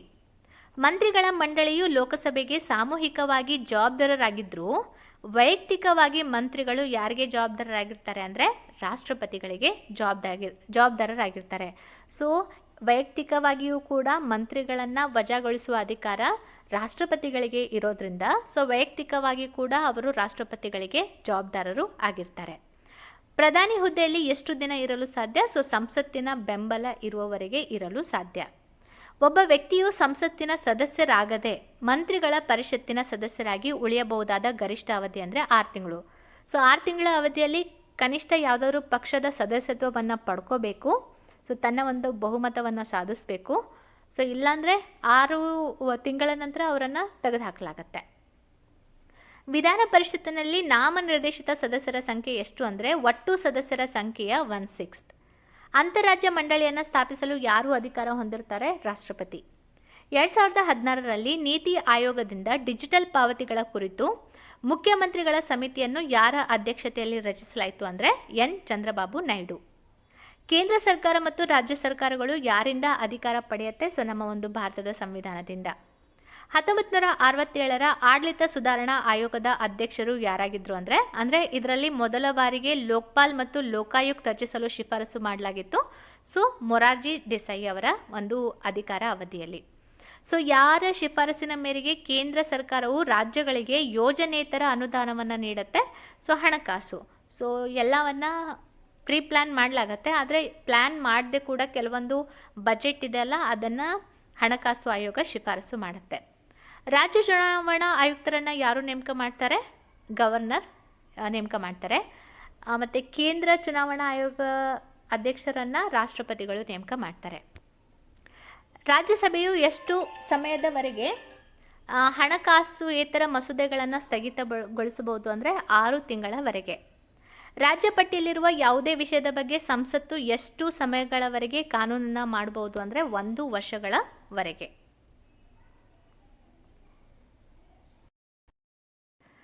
ರಾಜ್ಯಸಭೆಯು ಎಷ್ಟು ಸಮಯಗಳವರೆಗೆ ಹಣಕಾಸೇತರ ಮಸೂದೆಗಳನ್ನು ಸ್ಥಗಿತಗೊಳಿಸ್ಬೋದು? ಸೊ ಫೈನಾನ್ಸ್ ಬಿಲ್ ಅಂತ ಬರುತ್ತಲ್ಲ ಅದರಲ್ಲಿ ಹಣಕಾಸೇತರ ವಿಷಯಕ್ಕೆ ಸಂಬಂಧಪಟ್ಟಂತೆ ಮಾಹಿತಿಯನ್ನು ನಾವು ನೋಡ್ಬೋದು ಆರ್ಟಿಕಲ್ 112ರ ಅಡಿಯಲ್ಲಿ. ಸೊ 6 ತಿಂಗಳವರೆಗೆ ಸ್ಥಗಿತಗೊಳಿಸ್ಬೋದು. ರಾಜ್ಯ ಪಟ್ಟಿಯಲ್ಲಿರುವ ಯಾವುದೇ ವಿಷಯದ ಬಗ್ಗೆ ಸಂಸತ್ತು ಎಷ್ಟು ಸಮಯಗಳವರೆಗೆ ಕಾನೂನನ್ನು ಮಾಡ್ಬೋದು? ಸೊ 1 ವರ್ಷದವರೆಗೆ ಕಾನೂನನ್ನು ಮಾಡ್ಬೋದು. ಸೊ ಸಂವಿಧಾನದ ಯಾವ ತಿದ್ದುಪಡಿಯ ಮೂಲಕ ಸಂಸತ್ತಿಗೆ ಮೂಲಭೂತ ಹಕ್ಕುಗಳನ್ನು ತಿದ್ದುಪಡಿ ಮಾಡುವ ಹಕ್ಕನ್ನು ನೀಡಲಾಯಿತು ಅಂದರೆ 24ನೇ ಸಂವಿಧಾನಿಕ ತಿದ್ದುಪಡಿ ಕಾಯ್ದೆಯ ಮೂಲಕ. ಲೋಕಸಭೆಯ ಸ್ಪೀಕರ್ ತಮ್ಮ ರಾಜೀನಾಮೆ ಪತ್ರವನ್ನು ಯಾರಿಗೆ ತಿಳಿಸ್ತಾರೆ? ಸೊ ಲೋಕಸಭೆಯ ಉಪ ಸ್ಪೀಕರ್ಗೆ. ಸಂವಿಧಾನ ತಿದ್ದುಪಡಿ ಮಸೂದೆಯನ್ನು ಮೊದಲು ಎಲ್ಲಿ ಮಂಡಿಸ್ಬೋದು? ರಾಜ್ಯಸಭೆಯಲ್ಲಿ ಮಂಡಿಸ್ಬೋದು. ಲೋಕಸಭೆಯಲ್ಲಿ ಮಾನ್ಯತೆ ಪಡೆದ ವಿರೋಧ ಪಕ್ಷದ ನಾಯಕನಿಗೆ ಯಾರ ಸಮಾನ ಸೌಲಭ್ಯಗಳು ಮತ್ತು ಮನ್ನಣೆಯನ್ನು ನೀಡಲಾಗತ್ತೆ ಅಂದರೆ ಕ್ಯಾಬಿನೆಟ್ ಮಂತ್ರಿಯ ಸಮಾನ ಸೌಲಭ್ಯ ಮನ್ನಣೆಗಳನ್ನು ನೀಡಲಾಗತ್ತೆ. ರಾಷ್ಟ್ರಪತಿ ರಾಜೀನಾಮೆ ನೀಡಲು ಬಯಸಿದರೆ ಅವರ ರಾಜೀನಾಮೆಯನ್ನು ಯಾರಿಗೆ ತಿಳಿಸ್ತಾರೆ? ಉಪರಾಷ್ಟ್ರಪತಿಯವರಿಗೆ ತಿಳಿಸ್ತಾರೆ. ಭಾರತದ ರಾಷ್ಟ್ರಪತಿ ಹುದ್ದೆಗೆ ಗರಿಷ್ಠ ವಯಸ್ಸಿನ ಮಿತಿಯನ್ನು ಎಷ್ಟು ನಿಗದಿಪಡಿಸಲಾಗಿದೆ? ಸೊ ಯಾವುದೇ ಗರಿಷ್ಠ ಮಿತಿ ಇಲ್ಲ. ಅಂದರೆ ಕನಿಷ್ಠ ಅಂತ ಕೇಳಿದ್ರೆ 35, ಆದರೆ ಗರಿಷ್ಠ ಅಂತ ಎಲ್ಲಿಯೂ ಕೂಡ ಮೆನ್ಷನ್ ಮಾಡಿಲ್ಲ. ಸೊ ಗರಿಷ್ಠ ವಯಸ್ಸಿನ ಮಿತಿ ಇಲ್ಲ. ಸಂಸತ್ತಿನ ಉಭಯ ಸದನಗಳ ನಡುವೆ ಬಿಕ್ಕಟ್ಟಿನ ಸಂದರ್ಭದಲ್ಲಿ ಜಂಟಿ ಅಧಿವೇಶನದ ಅಧ್ಯಕ್ಷತೆ ವಹಿಸೋರು ಯಾರು ಅಂದರೆ ಲೋಕಸಭೆಯ ಸ್ಪೀಕರ್. ಸೊ ಜಂಟಿ ಅಧಿವೇಶನ ಕರೆಯುವ ಅಧಿಕಾರ ರಾಷ್ಟ್ರಪತಿಗೆ ಇದೆ ಆರ್ಟಿಕಲ್ 108 ಅಡಿಯಲ್ಲಿ, ಆದರೆ ಅದರ ಅಧ್ಯಕ್ಷತೆಯನ್ನು ಸ್ಪೀಕರ್ ವಹಿಸ್ತಾರೆ. ಸಂವಿಧಾನದಲ್ಲಿ ಎಷ್ಟು ರೀತಿಯ ತುರ್ತು ಪರಿಸ್ಥಿತಿ ಇದೆ? 3: ರಾಷ್ಟ್ರೀಯ, ರಾಜ್ಯ ಮತ್ತು ಆರ್ಥಿಕ ತುರ್ತು ಪರಿಸ್ಥಿತಿ. ಭಾರತದಲ್ಲಿ ರಾಷ್ಟ್ರಪತಿ ಎಷ್ಟು ಬಾರಿ ಆರ್ಥಿಕ ತುರ್ತು ಪರಿಸ್ಥಿತಿಯನ್ನು ಘೋಷಣೆ ಮಾಡಿದ್ದಾರೆ? ಸೊ ಇದುವರೆಗೂ ಒಂದು ಬಾರಿನೂ ಇಲ್ಲ. ಭಾರತದಲ್ಲಿ ಸಂವಿಧಾನ ಸಭೆಯ ತತ್ವಶಾಸ್ತ್ರವನ್ನು ಯಾವ ಮಸೂದೆಯು ಮೊದಲು ಪ್ರಸ್ತಾಪಿಸಿತು ಅಂದರೆ ಸ್ವರಾಜ್ ಬಿಲ್ 1895. 1928ರಲ್ಲಿ ಕಾಂಗ್ರೆಸ್ ನಾಯಕರ ಸಮಿತಿಯು ಭಾರತದ ಸಂವಿಧಾನಿಕ ಸಮಿತಿಯನ್ನು ರಚಿಸಿತು. ಈ ಸಮಿತಿಯು ಯಾರ ನೇತೃತ್ವವನ್ನು ವಹಿಸಿದ್ರು ಅಂದರೆ ಮೋತಿಲಾಲ್ ನೆಹರೂರವರು. ಸೊ ಭಾರತಕ್ಕೆ ಸಂವಿಧಾನ ರಚನಾ ಸಭೆಯ ಕಲ್ಪನೆಯನ್ನು ಮೊದಲ ಬಾರಿಗೆ ನೀಡಿದವರು ಯಾರು ಅಂತ ಕೇಳಿದರೆ MN ರಾಯ್ 1934ನಲ್ಲಿ. ಸೊ ಇದಕ್ಕಿಂತ ಮುಂಚೆ ಗಾಂಧೀಜಿಯವರು ಕೂಡ 1922ರಲ್ಲಿ ಪ್ರಸ್ತಾಪ ಮಾಡಿದರು. ಆದರೆ ಸಂವಿಧಾನ ರಚನಾ ಸಭೆಯ ಒಂದು ಕಾನ್ಸೆಪ್ಟ್ ಇಂಟ್ರಡ್ಯೂಸ್ ಮಾಡಿದರು MN ರಾಯ್. ಸ್ವಯಂ ಪ್ರೇರಿತವಾಗಿ ಮಾಡಿಕೊಂಡ ಒಪ್ಪಂದವನ್ನು ಸ್ವಯಂ ಪ್ರೇರಣೆಯಿಂದ ಕೊನೆಗೊಳಿಸಬಹುದು ಎಂಬ ಪಂಡಿತ್ ನೆಹರು ಅವರ ಹೇಳಿಕೆಯು ಯಾವುದಕ್ಕೆ ಸಂಬಂಧಪಟ್ಟಿದೆ ಅಂದರೆ ಕಾಮನ್ವೆಲ್ತ್ನೊಂದಿಗೆ ಭಾರತದ ಅಸೋಸಿಯೇಷನ್ ಅಥವಾ ಸಂಬಂಧ. ಪಂಚಾಯತ್ ರಾಜ್ ಸಂಸ್ಥೆಗಳಲ್ಲಿ ಮಹಿಳೆಯರಿಗೆ ಮೀಸಲು ಸ್ಥಳಗಳ ಬಗ್ಗೆ ಮಾಹಿತಿ ನೀಡೋದು ಯಾವುದು ಅಂದರೆ ಆರ್ಟಿಕಲ್ 243(3) ವಿಧಿ ಅಡಿಯಲ್ಲಿ. ಪಂಚಾಯತ್ ರಾಜ್ಗೆ ಸಂಬಂಧಿಸಿದ ಸಮಿತಿಗಳ ಕಾಲಾನುಕ್ರಮ ಅಂತ ಹೇಳಬೇಕಂದ್ರೆ BR ಮೆಹ್ತಾ ಅಥವಾ ಬಲವಂತ್ ರಾಯ್ ಮೆಹ್ತಾ ಸಮಿತಿ 1957, ಅಶೋಕ್ ಮೆಹ್ತಾ ಸಮಿತಿ 1977, ರಾವ್ ಸಮಿತಿ 1985, LM ಸಿಂಘ್ವಿ ಸಮಿತಿ 1986. LM ಸಿಂಘ್ವಿ ಸಮಿತಿ ಸಂವಿಧಾನಿಕ ಸ್ಥಾನಮಾನವನ್ನು ನೀಡಬೇಕು ಅಂತ ಶಿಫಾರಸು ಮಾಡಿದ ಸಮಿತಿ. ಯಾವ ವರ್ಷದಲ್ಲಿ ನ್ಯಾಯಾಂಗ ಪರಿಶೀಲನೆಯ ಅಧಿಕಾರವನ್ನು ಪ್ರತ್ಯೇಕಿಸಲಾಯಿತು? 1975-38ನೇ ಸಂವಿಧಾನ ತಿದ್ದುಪಡಿ. ಸೊ ನ್ಯಾಯಾಂಗ ಪರಿಶೀಲನೆ ಅಥವಾ ನ್ಯಾಯಾಂಗ ವಿಮರ್ಶೆ ತುಂಬಾ ಚೆನ್ನಾಗಿದೆ, ಯಾಕಂದರೆ ಅದರ ಮೂಲಕ ಸುಪ್ರೀಂ ಕೋರ್ಟ್ ರಾಷ್ಟ್ರಪತಿಯವರನ್ನು ಕೂಡ ಪ್ರಶ್ನೆ ಮಾಡುವಂಥ ಅಧಿಕಾರ ಸುಪ್ರೀಂ ಕೋರ್ಟ್ಗೆ ನೀಡಿರುತ್ತೆ. ಅಂದರೆ ಯಾಕೆ ನೀವು ಮೊದಲೆಲ್ಲ ಏನಾಗ್ತಾಯಿತ್ತು, ಯಾವುದೋ ಒಂದು ಕಾರಣಕ್ಕೆ ರಾಷ್ಟ್ರ ತುರ್ತು ಪರಿಸ್ಥಿತಿಯನ್ನು ಘೋಷಣೆ ಮಾಡ್ತಿದ್ರಲ್ಲ, ಸೊ ಅದಕ್ಕೆ ಕರೆಕ್ಟಾಗಿ ನೀವು ಕಾರಣ ಕೊಡದೇ ಇದ್ದರೆ ರಾಷ್ಟ್ರಪತಿಯವರನ್ನು ಕೇಳುವ ಜವಾಬ್ದಾರಿ ನ್ಯಾಯಾಂಗ ಪರಿಶೀಲನೆಯ ಅನ್ವಯ ಸುಪ್ರೀಂ ಕೋರ್ಟ್ಗೆ ಬರುತ್ತೆ. ಸೊ ಯಾವ ಸಂವಿಧಾನಿಕ ತಿದ್ದುಪಡಿಯು ಕೇಂದ್ರ ಮಂತ್ರಿಗಳ ಸಂಖ್ಯೆಯನ್ನು ಲೋಕಸಭೆಯ ಒಟ್ಟು ಸದಸ್ಯರ ಸಂಖ್ಯೆಯ 15% ಸೀಮಿತಗೊಳಿಸಿತು ಅಂದರೆ 91ನೇ ಸಂವಿಧಾನಿಕ ತಿದ್ದುಪಡಿ ಕಾಯ್ದೆ. ಚುನಾಯಿತ ಸಂವಿಧಾನ ಸಭೆಯಿಂದ ಭಾರತಕ್ಕೆ ಸಂವಿಧಾನವನ್ನು ಸಿದ್ಧಪಡಿಸಲು ಯಾರು ಪ್ರಸ್ತಾಪಪಡಿಸಿದ್ರು ಅಂದರೆ ಕ್ರಿಪ್ಸ್ ಮಿಷನ್. ಸೊ ಇದು ಬ್ರಿಟಿಷರು ಫಸ್ಟ್ ಟೈಮ್ ಮೆನ್ಷನ್ ಮಾಡಿದ್ದು 1940ನಲ್ಲಿ, ಆಮೇಲೆ 1942ನಲ್ಲಿ ಸೆಕೆಂಡ್ ಟೈಮ್ ಬ್ರಿಟಿಷರ ಕಡೆಯಿಂದ ಪ್ರಸ್ತಾಪ ಬರುತ್ತೆ. 1940ನಲ್ಲಿ ಆಗಸ್ಟ್ ಆಫರ್, ಆಮೇಲೆ 1942ನಲ್ಲಿ ಕ್ರಿಪ್ಸ್ ಮಿಷನ್. 1942 ಭಾರತೀಯ ಸಂವಿಧಾನವು ಭಾರತೀಯರ ಆಶಯದಂತೆ ಇರಬೇಕು ಅಂತ ಯಾರು ಹೇಳಿಕೆಯನ್ನು ನೀಡಿದರು ಅಂದರೆ ಮಹಾತ್ಮ ಗಾಂಧೀಜಿಯವರು 1922 ಆಗಬೇಕಾಗಿತ್ತು ಇಲ್ಲಿ. ಸಂವಿಧಾನ ಸಭೆಯ ಒಟ್ಟು ಬಲ ಎಷ್ಟಿತ್ತು ಆ ಟೈಮಲ್ಲಿ ಅಂದರೆ 389 ಸದಸ್ಯರು. ಅದರಲ್ಲಿ ಬ್ರಿಟಿಷ್ ಇಂಡಿಯಾದಿಂದ 296 ಮತ್ತು ಪ್ರಿನ್ಸ್ಲಿ ಸ್ಟೇಟ್ನಿಂದ 93. ಭಾರತದ ಸಂವಿಧಾನದ ಸಭೆಯಲ್ಲಿ ಒಟ್ಟು ಮಹಿಳಾ ಸದಸ್ಯರ ಬಲ ಎಷ್ಟು ಇತ್ತು ಅಂದರೆ 15. ಕ್ಯಾಬಿನೆಟ್ ಮಿಷನ್ ಯೋಜನೆಯ ಪ್ರಕಾರ ಭಾರತದ ಸಂವಿಧಾನ ಸಭೆಗೆ ಪ್ರತಿ ಪ್ರಾಂತ್ಯವನ್ನು ಎಷ್ಟು ಸಮುದಾಯಗಳಲ್ಲಿ ವಿಂಗಡಿಸಲಾಯಿತು ಅಂದರೆ 3 ಸಮುದಾಯಗಳಲ್ಲಿ ವಿಂಗಡಿಸಲಾಯಿತು: ಸಾಮಾನ್ಯ, ಮುಸ್ಲಿಂ ಮತ್ತು ಸಿಖ್. ಸಾಂವಿಧಾನಿಕ ಸಭೆಯಲ್ಲಿ ವಿವಿಧ ಭಾಗಗಳ ನಡುವೆ ಸೀಟುಗಳ ವಿಭಜನೆ ಹೇಗಿತ್ತು ಅಂದರೆ ಭಾರತೀಯ ರಾಷ್ಟ್ರೀಯ ಕಾಂಗ್ರೆಸ್ 208 ಸೀಟುಗಳು, ಮುಸ್ಲಿಂ ಲೀಗ್ 73, ಸ್ವತಂತ್ರ 15 ಮತ್ತು ರಾಜಪ್ರಭುತ್ವದ ರಾಜ್ಯಗಳು 93 ಸೀಟ್ಗಳ ವಿಭಜನೆ ಈ ರೀತಿ ಆಗಿತ್ತು. ಭಾರತದಲ್ಲಿ ಸರ್ವೋಚ್ಚ ನ್ಯಾಯಾಲಯದ ಸಲಹಾ ಅಧಿಕಾರವು ಏನನ್ನ ಉಲ್ಲೇಖಿಸುತ್ತೆ ಅಂದರೆ ಸಾರ್ವಜನಿಕ ಪ್ರಾಮುಖ್ಯತೆಯ ಕಾನೂನು ಅಥವಾ ವಾಸ್ತವಿಕ ವಿಷಯಗಳ ಬಗ್ಗೆ ರಾಷ್ಟ್ರಪತಿಗೆ ಸಲಹೆಯನ್ನು ನೀಡುತ್ತೆ. ಯಾವ ಕಾನೂನು ಭಾರತದಲ್ಲಿ ಮೊದಲ ಬಾರಿಗೆ ಕಾರ್ಯನಿರ್ವಹಿಸುತ್ತಿರುವ ಲೆಜಿಸ್ಲೇಟಿವ್ ಕೌನ್ಸಿಲ್ ಅನ್ನು ರಚನೆ ಮಾಡಿತು ಅಂದರೆ 1853 ಚಾರ್ಟರ್ ಆ್ಯಕ್ಟ್. ಚಾರ್ಟರ್ ಆಕ್ಟ್ 1813 ಭಾರತಕ್ಕೆ ಮುಖ್ಯವೆಂದು ಪರಿಗಣಿಸಲು ಒಂದು ಕಾರಣ ಏನಂದರೆ, ಭಾರತೀಯರ ಶಿಕ್ಷಣಕ್ಕಾಗಿ 1,00,000 ರೂಪಾಯಿಯನ್ನ ಏನು ಆ ಒಂದು ಉಲ್ಲೇಖವನ್ನು ನಾವು ಯಾವುದರಲ್ಲಿ ನೋಡ್ಬೋದು ಅಂದರೆ 1813ರಲ್ಲಿ ಹಣಕಾಸಿನ ಒಂದು 1813ರ ಚಾರ್ಟರ್ ಆ್ಯಕ್ಟ್ನಲ್ಲಿ ಭಾರತೀಯರ ಶಿಕ್ಷಣಕ್ಕಾಗಿ 1,00,000 ರೂಪಾಯಿ ಅನುದಾನವನ್ನು ಒದಗಿಸಲಾಯಿತು. ರಾಜ್ಯ ನೀತಿ ನಿರ್ದೇಶನ ತತ್ವದಲ್ಲಿ ಉಲ್ಲೇಖಿಸಲಾದ ಆರ್ಟಿಕಲ್ 44 ಯಾವ ವಿಷಯಕ್ಕೆ ಸಂಬಂಧಪಟ್ಟಿದೆ ಅಂದರೆ ಏಕರೂಪ ನಾಗರಿಕ ಸಂಹಿತೆಗೆ. ಕೇಂದ್ರ ಮತ್ತು ರಾಜ್ಯಗಳ ಶಾಸಕಾಂಗ ಅಧಿಕಾರಗಳನ್ನು ಕೇಂದ್ರ ಪಟ್ಟಿ, ರಾಜ್ಯ ಪಟ್ಟಿ ಮತ್ತು ಸಮಕಾಲೀನ ಪಟ್ಟಿ ಮೂಲಕ ಯಾವ ಶೆಡ್ಯೂಲ್ ಅಡಿಯಲ್ಲಿ ವಿತರಿಸಲಾಗಿದೆ ಅಂದರೆ 7th ಶೆಡ್ಯೂಲ್ ಅಡಿಯಲ್ಲಿ ಅಥವಾ 7ನೇ ಅನುಸೂಚಿ ಅಡಿಯಲ್ಲಿ. ಆರ್ಟಿಕಲ್ 29ರ ಅಡಿಯಲ್ಲಿ ಯಾರ ಹಿತಾಸಕ್ತಿಗಳನ್ನು ರಕ್ಷಿಸಲಾಗಿದೆ ಅಂದರೆ ಅಲ್ಪಸಂಖ್ಯಾತ ವರ್ಗಗಳ ಹಿತಾಸಕ್ತಿಯನ್ನು ರಕ್ಷಿಸಲಾಗಿದೆ. ಡಾಕ್ಟರ್ ಬಿ ಆರ್ ಅಂಬೇಡ್ಕರ್ ನೇತೃತ್ವದ ಸಂವಿಧಾನ ರಚನಾ ಸಮಿತಿಯು ಇತರ ಎಷ್ಟು ಸದಸ್ಯರನ್ನು ಹೊಂದಿತ್ತು? ಬಿ ಆರ್ ಅಂಬೇಡ್ಕರ್ ಅವರನ್ನು ಹೊರತುಪಡಿಸಿ 6 ಜನ ಸದಸ್ಯರು ಇದ್ದರು. ಸಂವಿಧಾನ ಸಭೆಯ ಪ್ರಾಂತೀಯ ಸಾಂವಿಧಾನಿಕ ಸಮಿತಿಯ ಅಧ್ಯಕ್ಷರು ಸರ್ದಾರ್ ವಲ್ಲಭಭಾಯ್ ಪಟೇಲ್ ಅವರು ಆಗಿದ್ದರು. ಪ್ರಾಂತೀಯ ಅಸೆಂಬ್ಲಿಗಳ ಸದಸ್ಯರನ್ನ ಆಯ್ಕೆ ಮಾಡಲು ಯಾವ ಮತದಾನದ ವಿಧಾನವನ್ನ ಆಯ್ಕೆ ಮಾಡಲಾಯಿತು ಅಂದರೆ ಪ್ರಪೋರ್ಷನಲ್ ರೀಪ್ರೆಸೆಂಟೇಷನ್ ಅಥವಾ ಅನುಪಾತದ ಪ್ರಾತಿನಿಧ್ಯ. ಭಾರತೀಯ ಸಂವಿಧಾನ ಸಭೆಯಲ್ಲಿ ಯಾವ ಪ್ರಾಂತ್ಯವು ಗರಿಷ್ಠ ಪ್ರತಿನಿಧಿಯನ್ನ ಹೊಂದಿತ್ತು ಅಂದರೆ ಯುನೈಟೆಡ್ ಪ್ರಾವಿನ್ಸ್ 55. ಭಾರತ ಸಂವಿಧಾನ ಸಭೆಯ ಮೊದಲ ಸಭೆಗೆ ಯಾರು ಹಾಜರಾಗಲಿಲ್ಲ ಅಂದರೆ ಮುಸ್ಲಿಂ ಲೀಗ್ ಹಾಜರಾಗಲಿಲ್ಲ, ಯಾಕಂದರೆ ಅದು ವಿರೋಧಿಸಿತ್ತು. 4 ಮುಖ್ಯ ಆಯುಕ್ತರ ಪ್ರಾಂತ್ಯಗಳು ಯಾವ್ದಾವುದು ಆಗಿತ್ತಂದರೆ ದೆಹಲಿ, ಅಜ್ಮೇರ್, ಮಾರ್ವಾರ್, ಕೂರ್ಗ್ ಮತ್ತು British Baluchistan. B R Ambedkar ಅವರು ಯಾವ ಪ್ರಾಂತ್ಯದಿಂದ ಸಂವಿಧಾನ ಸಭೆಗೆ ಆಯ್ಕೆಯಾದರು? ಬಾಂಬೆ ಪ್ರೆಸಿಡೆನ್ಸಿಯಿಂದ. ಭಾರತೀಯ ಸಂವಿಧಾನದ 6ನೇ ಶೆಡ್ಯೂಲ್ ಯಾವ ರಾಜ್ಯಗಳ ಬುಡಕಟ್ಟು ಪ್ರದೇಶಗಳ ಆಡಳಿತದೊಂದಿಗೆ ವ್ಯವಹರಿಸುತ್ತೆ ಅಂದರೆ ಅಸ್ಸಾಂ, ಮೇಘಾಲಯ, ತ್ರಿಪುರಾ ಮತ್ತು ಮಿಜೋರಾಂ. ಸಂವಿಧಾನಿಕ ಸಂಸ್ಥೆ CAG ಕುರಿತಾಗಿ ಅಥವಾ ಕ್ಯಾಗ್ ಕುರಿತಾಗಿ ಅಥವಾ ಕಂಟ್ರೋಲರ್ ಆಡಿಟರ್ ಜನರಲ್ ಕುರಿತಾಗಿ ಮಾಹಿತಿ ನೀಡುವಂಥ ವಿಧಿ 148. ಲೋಕಸಭೆ ಮತ್ತು ರಾಜ್ಯಸಭೆ ಅಂಗೀಕರಿಸಿದ ಮಸೂದೆಗಳಿಗೆ ರಾಷ್ಟ್ರಪತಿಗಳ ಒಪ್ಪಿಗೆಗಾಗಿ ಸಂವಿಧಾನದಲ್ಲಿ ಮಾಡಲಾದ ನಿಬಂಧನೆ ಯಾವುದು ಅಂದರೆ ಆರ್ಟಿಕಲ್ 111. ಭಾರತದ ಸಂವಿಧಾನದ ಯಾವ ಪರಿಚ್ಛೇದದ ಅಡಿಯಲ್ಲಿ ಅಂತಾರಾಷ್ಟ್ರೀಯ ಒಪ್ಪಂದಗಳನ್ನು ಜಾರಿಗೆ ತರಲು ರಾಜ್ಯ ಪಟ್ಟಿಯ ಯಾವುದೇ ವಿಷಯದ ಮೇಲೆ ಕಾನೂನುಗಳನ್ನು ಮಾಡುವ ಅಧಿಕಾರ ಸಂಸತ್ತು ಹೊಂದಿದೆ ಅಂತ ಹೇಳುತ್ತೆ ಅಂದರೆ ವಿಧಿ 73B ಮತ್ತು ವಿಧಿ 253. ಆರ್ಟಿಕಲ್ 249ರ ಷರತ್ತು 1ರ ಅಡಿಯಲ್ಲಿ ಅಂಗೀಕರಿಸಿದ ನಿರ್ಣಯವು ಯಾವ ಅವಧಿಗಿಂತ ಹೆಚ್ಚು ಕಾಲ ಜಾರಿಯಾಗೋದಿಲ್ಲ ಅಂದರೆ 1 ವರ್ಷಕ್ಕಿಂತ ಹೆಚ್ಚು ಕಾಲ ಇದು ಜಾರಿಯಾಗೋದಿಲ್ಲ. ಸಂವಿಧಾನದ ಭಾಗ 4ರ ರಾಜ್ಯ ನೀತಿ ನಿರ್ದೇಶನ ತತ್ವಗಳ ಅಡಿಯಲ್ಲಿ ರಾಜ್ಯದ ವ್ಯಾಖ್ಯಾನವನ್ನು ಎಲ್ಲಿ ಉಲ್ಲೇಖಿಸಲಾಗಿದೆ ಅಂದರೆ ಆರ್ಟಿಕಲ್ 36 ಅಡಿಯಲ್ಲಿ.